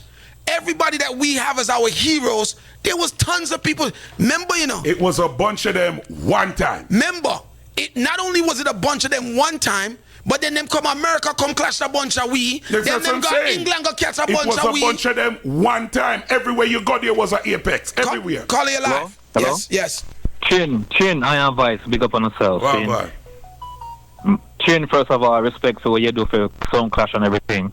Thank you. But I want to remind you, say, don't forget, say, you probably never hear the audio. I know you don't listen to audio, but I must say, CJ from Blunt Posse kick up Kingpin over Connecticut. Yeah, if you go find the audio there. Yeah, so, but that means nothing. That means nothing. CJ. My people in range. No, that means no. You see, this is the thing. Hold on. No, Chin, because you cannot speak about this. Because you don't even know what's going on. Saying that CJ kicked up Addies. First of all, I've never kicked up Addies. Second of all, him rush Addies like he rushes everybody else. And there's no disrespect to CJ. But CJ was playing for him and whoever was there from Blunt Posse and whoever drove Kingpin there and whoever it was. That's it. It was an empty dance. All of these CJ rushings are empty dances with the audio. So when I talk this thing of foolishness, so let me say what I was about to say before Iron Voice interrupted me, right? CJ. What I'm saying to you guys is that even if CJ kills Kingpin or rush Kingpin and off guard or whatever, that absolutely means nothing in the grand scope of things. Kingpin's status is Kingpin's status, right? There needs to be somebody else of Kingpin's status to move Kingpin from his status. And CJ is not there. Yeah, if you see, I don't think you guys understand how the game is played. You gotta get somebody in Kingpin's league to move him from the spot that he's in. So if CJ rush him and him win, that's good for CJ, but it doesn't change the price of rice in China. Call it alive. Yeah, I think one thing you forget. Kingpin and fans. The demographic where Kingpin play for is the old Addies fans. As a youth, Kingpin supposed to have some 21, however old the artist them is, whatever age King and the man there is, that Kingpin fan base. But because him can't bring those people in the dance, remember now, them same artists have 500,000 followers. 1 million followers. Kingpin don't have no fans. From the time I play Addies, I don't see 20 young youth in I dance to follow Addies. Be old people from Babyface and Mataran era I follow Addies. So because Kingpin not have him own fans, him not have no rivalry. That him can't bring 30 youth. No, but here's the thing. Stop for a second, right? I agree with you that Kingpin doesn't have a large fan base coming into the dance, right? Hear me out. I agree with you 100% that Kingpin does not have that. Find out. Tell Puma I'm on the radio. I understand. Can you hear me? I'm there. Right. I understand that Kingpin does not have a fan base, right? However, one don't have anything to do with the other. If you follow what I'm saying, just hear me out. I listen to you. Just hear me out, right? You're saying that Kingpin doesn't have young people in the dance, right? And because Kingpin is not getting young people in the dance, he doesn't have a rivalry. That's what you just said, right? Yeah. But the fact that Kingpin is not getting young people into the dance, right? How is that Kingpin's fault that he doesn't have a rivalry? Because Kingpin, so if you think about Addies, all you follow Addies, we were young people in our Addies dance. We were the youngest generation in the dance. So naturally, Addies not gonna clash Jack Radix, Jack Scorpio. Am I gonna clash people of them age group? Am I clash Sosa, Junior P and them man? They are all the same age group. So you don't have to be a big bad sound. You just have to be a little youth my age. I'm not gonna tear off your face. But if you can't bring youth your age, I ain't supposed to be a Kingpin fan. I'm an Addies fan. But Kingpin not have nobody where him go school with. That whether them play big sound, small sound, him not have nobody on him own, and you can't see it in the dance. So if them not have nobody, I remember now, it's not Kingpin, it's the artist. If the artists have fans, that means those fans need to translate into dancehall and clash fans. Because the artists them are war, the artists them are clash. Whether was called it fuck with clash or not. Listen, the artists them are war, and you don't have a relationship with the artists to bring their fans into the dancehall. But even when you listen to Addies play them first one in Antigua, one bag of trap the whole round. You're talking, but you're not listening to me. You're trying you're pushing what you're saying down my throat, but listen to what I'm saying to you, right? Just listen, right? I advise me not talk like you, I'm gonna talk like Uno. So Uno take it or Uno want take it, right? I'm having a conversation, right? Right? Listen to what I'm saying to you, right? Kingpin not having a fan base of people following him, right, is fine. I agree with that part. But what does that have to do with Kingpin not having rivalry? How is Kingpin not having his own fan base, right, responsible for Kingpin not having a rivalry? That don't make no sense, bro. Chin, if him can't bring youths in at the dance, there's no one to rival him. So therefore, he will stand there by himself until all of the old stick a pin, bro. Stick a pin, because you guys say these things and believe them, right? If Kingpin is bringing people into the dance, the people that Kingpin is bringing into the dance is for Kingpin, for them to cheer for Kingpin and become his fans, right? Where does rivalry come from out of Kingpin's fans? Let me show you now. So Kingpin bring him fans. Me in the crowd, me say Kingpin a cross, because me and him go to school. Now I become him rivalry. So we are the same age. But that's how you get this man you talk, right? What you talk about? You are 50-something years old, 60-something years old, and me 50-something years old, and we are follow Kingpin. Where is Kingpin classmate? You're not. So when we you're arguing the wrong point, and I got the phone lines blazing. You're arguing the wrong point right now. I'm asking you a question. I agree with half of your statement that Kingpin does not have new fans following Addies. I accept that, right? My question to you is that fan base that you're saying that he needs. How does that fan base become his rivalry if they're supposed to be cheering for him in the dance? Chin, it's not the demographic, Chin. The demographic. If you have a group, if you have 100 people, let me just start real quick. I don't want to hold up thing. If you have 100 new fans and 50 of them are fit Kingpin, and the next 50 of them don't like Kingpin, because Kingpin. That's not what you said, but that's not what you wanted. That's not what you started out saying. You said that Kingpin is not bringing any people in the dance to create rivalry. I'm not. All right, no problem. 718-554-8598. Do you understand what I'm saying? I advise or no? If me I chat foolishness, me I chat foolishness. What was your thing? Because I was kind of getting lost with the whole thing. Yeah, because it didn't really make sense. Because the rival, if you bring fans, the fans aren't going to be. I understand what he was trying to say, but it kind of got left.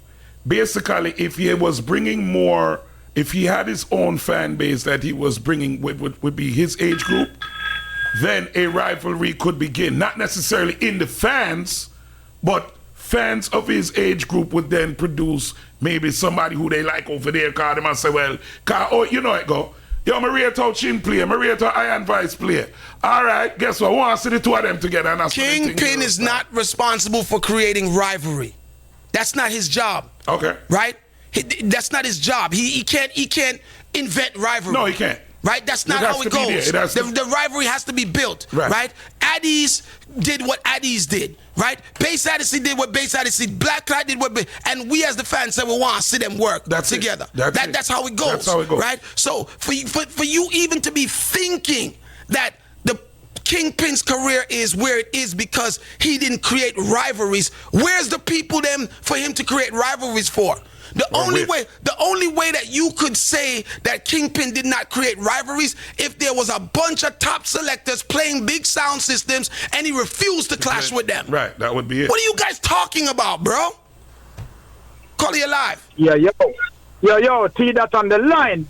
Iron Belly, big up. So I'll go on, brother. You know, so I call Addies name, and me are the original Bass Odyssey fan. There is no blood clot Bass Odyssey fan. Out there like blood clot, pussy clot, me. See? Let me tell you this. See? When, so you guys are discussing if Bass Odyssey, to me, this dance was a fucking payday. See? And as an original Bumbleclad Bass Odyssey fan, with the rivalry with King Addies, it hurts me. You know why? Because Squingy Park Bumbleclad King Addies 2000, about 10 Bumbleclad years. You know what I mean? And now here comes the new team. All right, we're gonna give them a chance. See? Yes, them come, them do what them do. See? Now here comes the juggler. See? Spread the glory, me rate the youth. But Juve National, me rate the youth when it comes to juggling.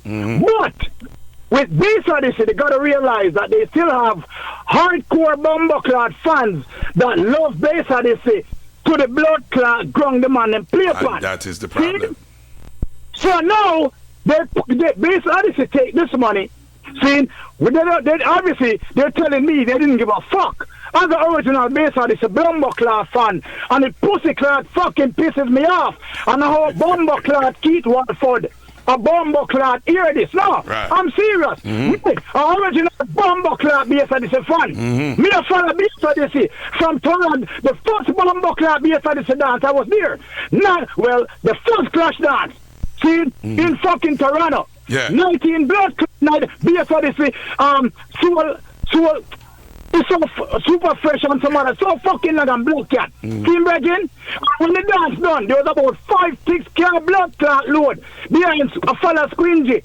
And we go back to the hotel and we are whole of Bumbleclad reasoning. See, I was there, I was that youth. Squingy and Bumbleclad idol. I'm one of the man say, listen to me. Big up Kingpin. The youth doing Bumbleclad work and the youth the on top of him game. Big up Bumbleclad Kingpin and him team. I rate the blood clot youth. Because I'm going on Addies and them learn the Bumbleclad box and the youth is a killer. Now when you're going to send up two blood clot juggler to place a blood clot killer, you are telling me the fan who put money in your pocket or built with blood clot Bass Odyssey. See? Me put money in a Bumbleclad Squingy and keep Watford pocket. As Pussyclad promoter back in the fucking days. So I hope going Bumbleclad forward is either Bass Odyssey to two blood clot things. I'm passionate about this Bumbleclad because I love my sound. I'm glad you're back. Two things Pussy will Bass Odyssey. Two things. One, don't go up on the blood clot battlefield until you get a war selector and a war Bumbleclad MC. Or second, on the Stone Love Road. To me, it don't matter because I love Bass Odyssey. Them are one of the wickedest Bumbleclad clash juggling sound ever player. See, I will accept it anyway. If Bass Odyssey said them not, then don't we clash, they go juggling. I'm good with that. I will go to their dance. I will listen to Bass Odyssey any day, anytime. But you see, when you take a Bumbleclad clash, Bumbleclad, yes, those put in your fancy. Take it serious. All right. Squingy Park Addies, 2000. See, me know the whole of Bass Odyssey Addies history, you know. Me have about 25 cassettes, you know. See, Virgin? 94 Addies lose a Boston. 95 Squingy and Drama G go back and win. 96 them beat Skinny of Florida. 96 I was there Toronto. Lenny and Squingy beat them to blood clot. 98 England. 2000 Squingy park them. Them lose a blood clot Washington. And the Squingy write them off and park them for about 15 years. See? And this is the history. And the youth them come fuck up the history. And it pisses me off as a Bass Odyssey blood clot fan. So I want to say for Bumbleclad know this. And enough of them fans pissed off. All right. I don't think there's any bad word left in the bad word dictionary. The sound is I just don't. But you know something that's good. I don't like think here when sounds get vexed, fans get vexed with them sound. It's a good thing. Call you live. That caller you had on there, why it take so long to cut him off?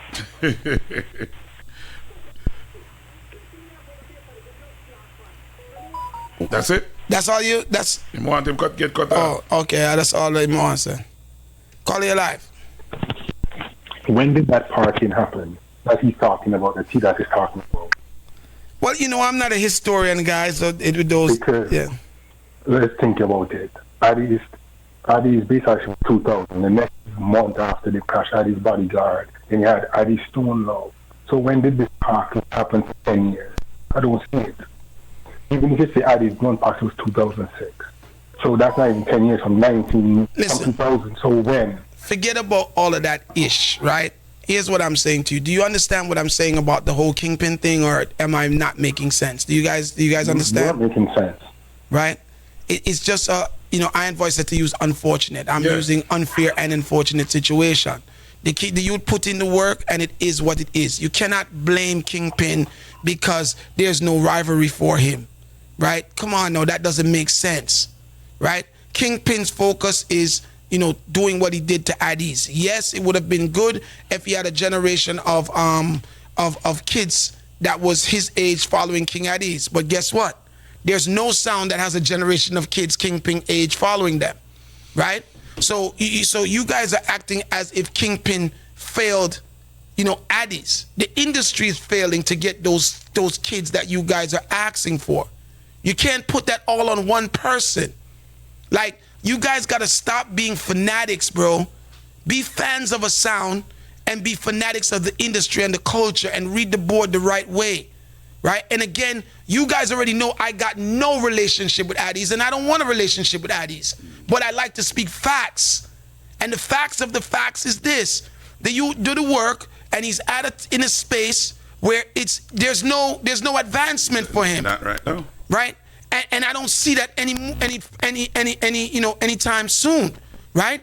And I had the same conversation when we had Canada World Bash with Jakes. This is not a new thing that I'm saying. We read that board a long time. Because everybody that we revered to as bad and big and bad selectors, they had people to clash. It was... to make themselves big and bad selectors. And Clash was at its height. That's when Clash was at its height. So you also got to say to yourself, do you really blame Keith Walford for taking the Clash and eating the food and going about in business? Yeah.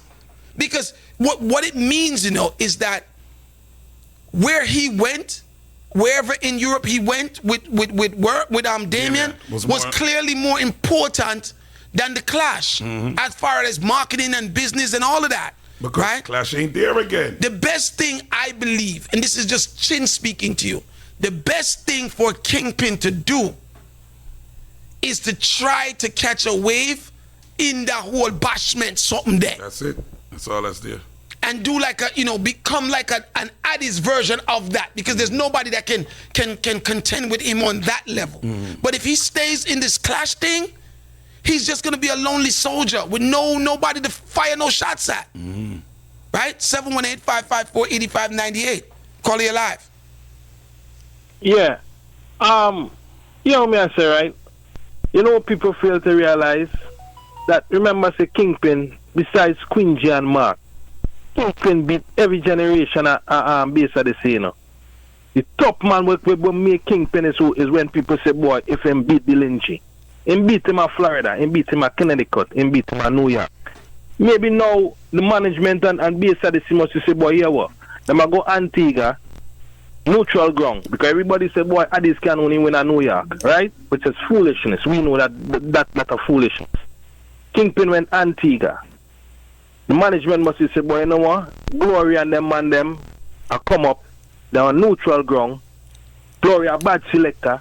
Him can beat Kingpin down there, because him beat up Damien and Worm. So who left on Bass Odyssey for Kingpin to beat?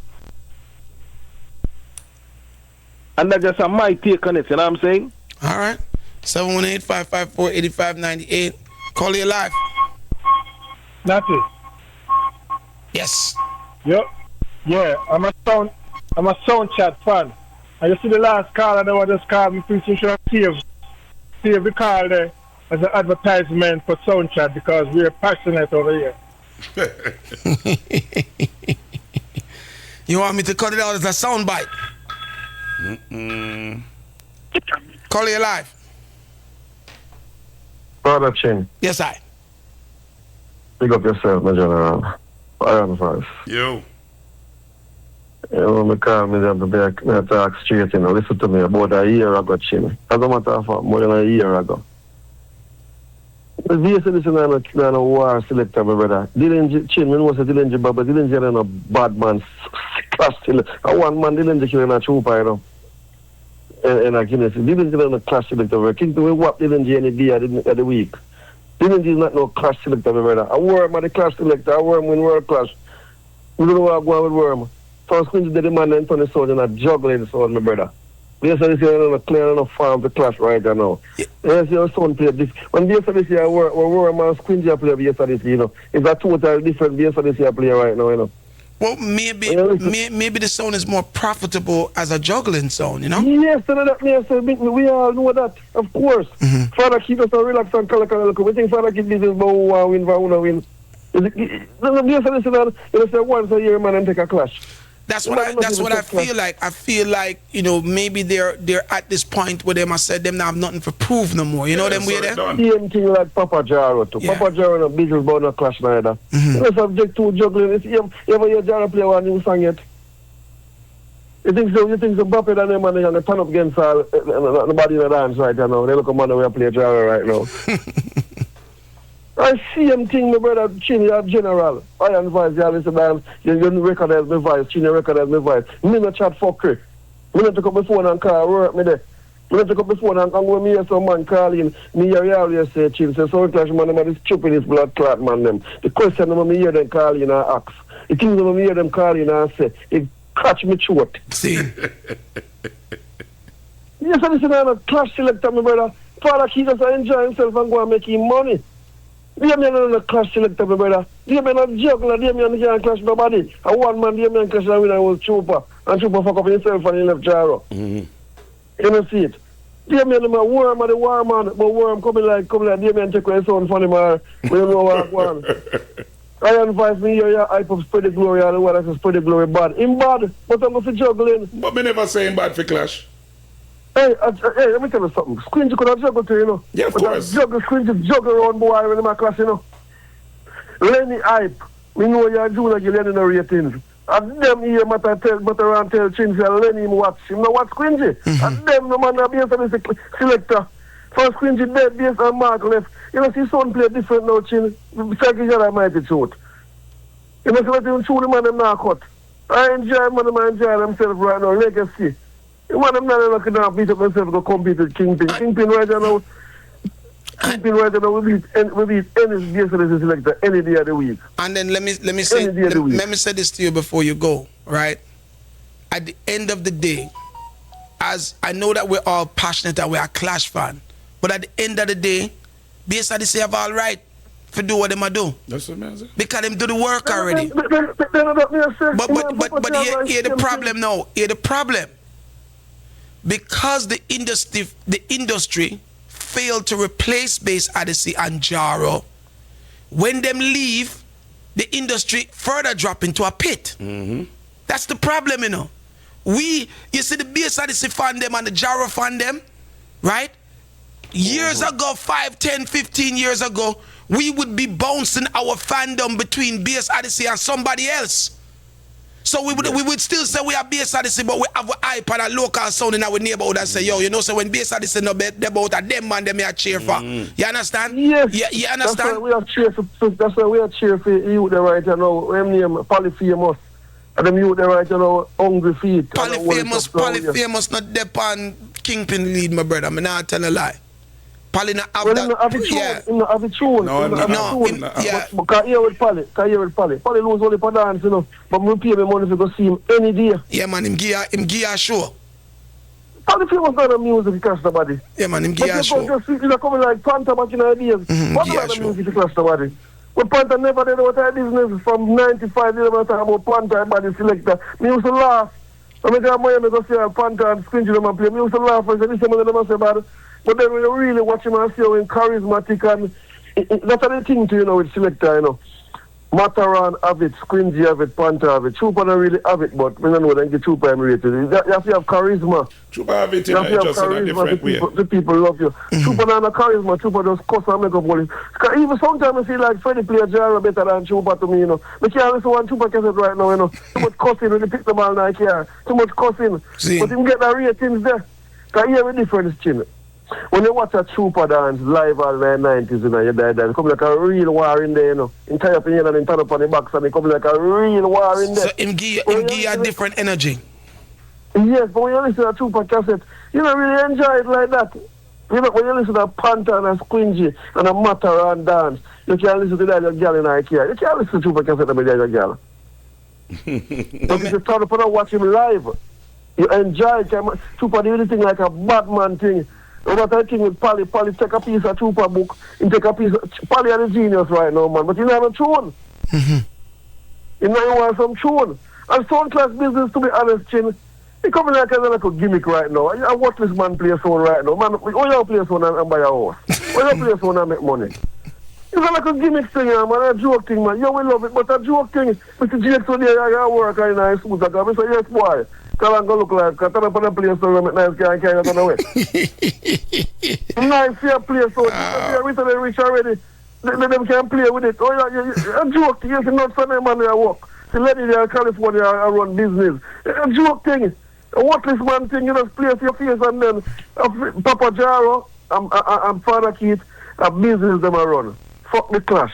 Juggle them a juggle. Then I give the artist $1,000 for don't play it. You hear basically say I play that super cat and alkaline and everything there.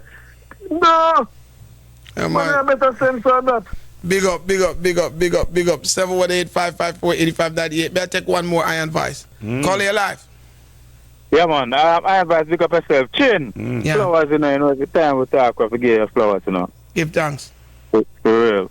Chin, 2 quick points. You know, why we can't get a big bad show up on the YouTube, man? Because of our commitment and the time we show up, more time we miss the show. Load the show up on YouTube, you know. Me load the show last week, showed up on YouTube, you know. All right. Well, me I say with regularity. I wish to say last week show up. So me I say, yeah, I'm gonna post that one here too. All right, love it. All right, so here messaging with the rivalry. You know, so the rivalry now create in the dancer because the man them take too long for clash dog. And like one time when the clash dog up on tour, so you can't because the man who clash after enough a rivalry can build. Jakes and Kingpin clashed one time 10 years ago. Why man them couldn't meet again after the one dance? When I biggest dance in Amazura. That's why the rivalry now built. You know why, brother? Because what people fail to understand is that one of the things that fueled the rivalries was juggling. Because everybody I think say is every week a clash. Did I keep enough time a juggling dance? The man them did depend on play throughout the weeks, you know, and then every time they buck up his war. But these guys don't juggle. But I advise the clash used to go on a tour too. A man never that too. Yeah. A man is a catch a Bermuda, Antigua. Then that I'm missing to man. The man my iPhone and one of the dog. The man I forget it, bro. No, but bro, the demand I forget it, man. The demand I forget. All right. I advise. The demand I forget. I understand what you're saying now, which is true. But me say, even when the juggling is not there, if a man them was clashing often enough, not because any man will win the one clash, free to go clash back him man cause he want to hold that man hold him win. For 10, 15 years. Yeah. So that's a message of business, brother man. Yeah, man. That's a help too. The juggling is a part of it, you know, I advise. Me side here with that, you know. But the clash should not take too long to come. The rivalry, Agreed that some of the man them for clash back again. Them call up the industry, bro. Industry and I don't, man. If somebody say, shows up him one of the baddest thing in I think. We hear select a new selector. No, we're not hearing no audio, no nothing. What am I saving for? So you know what? Because we could talk about this for 10 episodes, right? You know what the problem is with this whole hide from clash now? The trophy thing, you know, mash up that, you know. Right? Man win trophy and man want to hold on upon trophy. Yeah. A trophy. But back in the days with the rest of the sound, them man does a clash every night. No trophy, nothing not dead. A man just kill a man and it just gone again. You know what I mean? So it's a total different thing, bro. Them man you want to hold on upon title. Yeah. But it's a mess up the industry, chief. It's a mess up the industry. It not a mess it up. It mess it up. It done. Well, that's true. It's a berry. Yeah, it's a berry now. It's a go deeper. Yeah, man. Chin, before we forget, are we still on with the Clash of Jamaica next year, or can we still stop promoting? Yeah. We're still, man. We're on. We soon start running off my mouth about it. Just give me some more time. Yeah, man, for sure. As me said, Chin, as a big man thing, yeah. Any life when I want an hungry man we can really. Well, may I try help you out with it. May I try help myself out with it. It's something where me love, you know. And as me say, we love what you do with this once a month. If you can go 2 times a month, you wouldn't so bad. As me say. Hey. No, for real. We're not honestly we're craving about as me say. You see man like me will love the sound system industry, we need stuff like this. And any man where I put any energy in it, dog, we have to give him the strength. We support the thing all the time. Give thanks, man. Give thanks. Thank you, man. All when me now got the event, me buy ticket general. That I'm ready. Thank you, man. Thank you. So yeah, man, as I said, continue to give your flowers, dog. Anything you can do for help the industry, dog, we appreciate it. Trust me, 110%. And big up yourself. All right, big up. 718-554-8598. Let me say this before we go, guys. Like, first of all, let me say that big up to the man them that watch the stream, the free stream, of course, on Saturday, right? Definitely big dance, big clash in studio. The next one is going to be happening on August 29th, right? So just mark down that one there, right? That one's going to be big. It's King AP versus Notorious Inc. Yeah. King AP versus Notorious Inc. And right? Yes, some rule changes are gonna be. Yes, we're gonna. We're definitely gonna miss. Yes. Different. And big up to Redi Roc and also big up to Stereosonic. Thank you for coming in. Big up to the Rumble Talk crew, of course, for also hosting that and that the whole energy and the whole vibe. It was a really good thing. It's a really good thing. But let me say this to go, man, guys. What I'm giving you guys, my perspectives, is just the way I see things, right? You don't have to agree with me, but at least it opens your mind to just another way of thinking. Don't think at the same time that I'm talking to you guys, I'm not listening to you guys as well. Because if somebody says something that stands out in my brain, I'm going to look in that direction too, because I'm not always right. But what I am saying is that you got to step away from being a fanatic, guys, of these sound systems, because it's going to cloud your judgment, right? Become a fanatic of the industry and the growth of the industry. That's the only way that we are going to win, right? I don't know much people that love this industry the way me love it, right? Me love it with my money. Me love it with my heart and soul. Me just love it, right? And I know that there's others of you out there that love it as well. But collectively, if we don't all get on one page, we're going to lose it, right? Because some of the things that I hear you guys say on Rumble Talk, right, whether I'm hosting or I'm passing through, I realize that a lot of you don't even have a clue of where the industry is coming from and what we need to happen in the industry to maintain it. Like what I just explained to you guys about Kingpin, you guys should have already figured that out, I advise. Not saying you, but you guys should have already figured that out. That shouldn't have been something that I had to explain to you guys.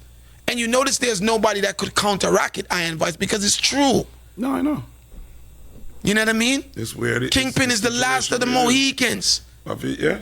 He's the last. It's gonna take another 5 years for somebody to get in his realm. But that no means that somebody can't kill him, you know. No, whether I'm dead or not, but that don't put them on his level. Right. Yeah. Exactly, because So Supreme with the new selector, what's his name again? Blacks. Fire Blacks. Fire Blacks. You know, maybe, and that would be a good matchup too. Fire Blacks and Kingpin. Let's see. Yeah, let's see. Call you live, last one. Chin, I am right. Bless up. You. I just have a little crazy idea. Yeah. I mean, I know if that will go off too well, but like when I do the interview to show the clash them, you know, I said it called earlier and talk about a you know, I said like a rapid fire run, and not any rapid fire, anything goes wrong. But me I say, what if like say you have two sound line of a clash and them are the main event, because usually you start about 8 o'clock. 8 o'clock, but the 8 o'clock you don't really start till about 9 o'clock. So in the first hour there, what if you bring in some jugglers and make them do like 15 rounds? So the first 1 hour there, you know, I said them have 30 minutes, so 15, and then them come back and play a second round and finish with the hour they juggle, whatever them can juggle. You know what I say? And that so you're saying 2 competitions in one night? Yeah, 2 competitions in one night. Before it's like a boxing match. Before the big match, have an undercard. Yeah, so undercard, but use the juggler them to kind of build up the momentum. What would the jugglers be doing though? Juggling 45s? 45 are doubles, whatever them have. Okay. It's like anything go.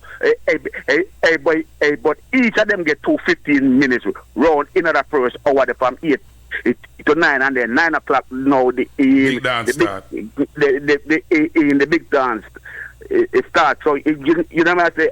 and give a highlight to, you know, what I say, somebody what we call a lappy or the pouchy, them we want transition into sound system thing, but them just not have a sound them. You know what I say? Okay. So them, you know what I say? Yeah. All right, fair enough. Thank you for that. 718-554-8598.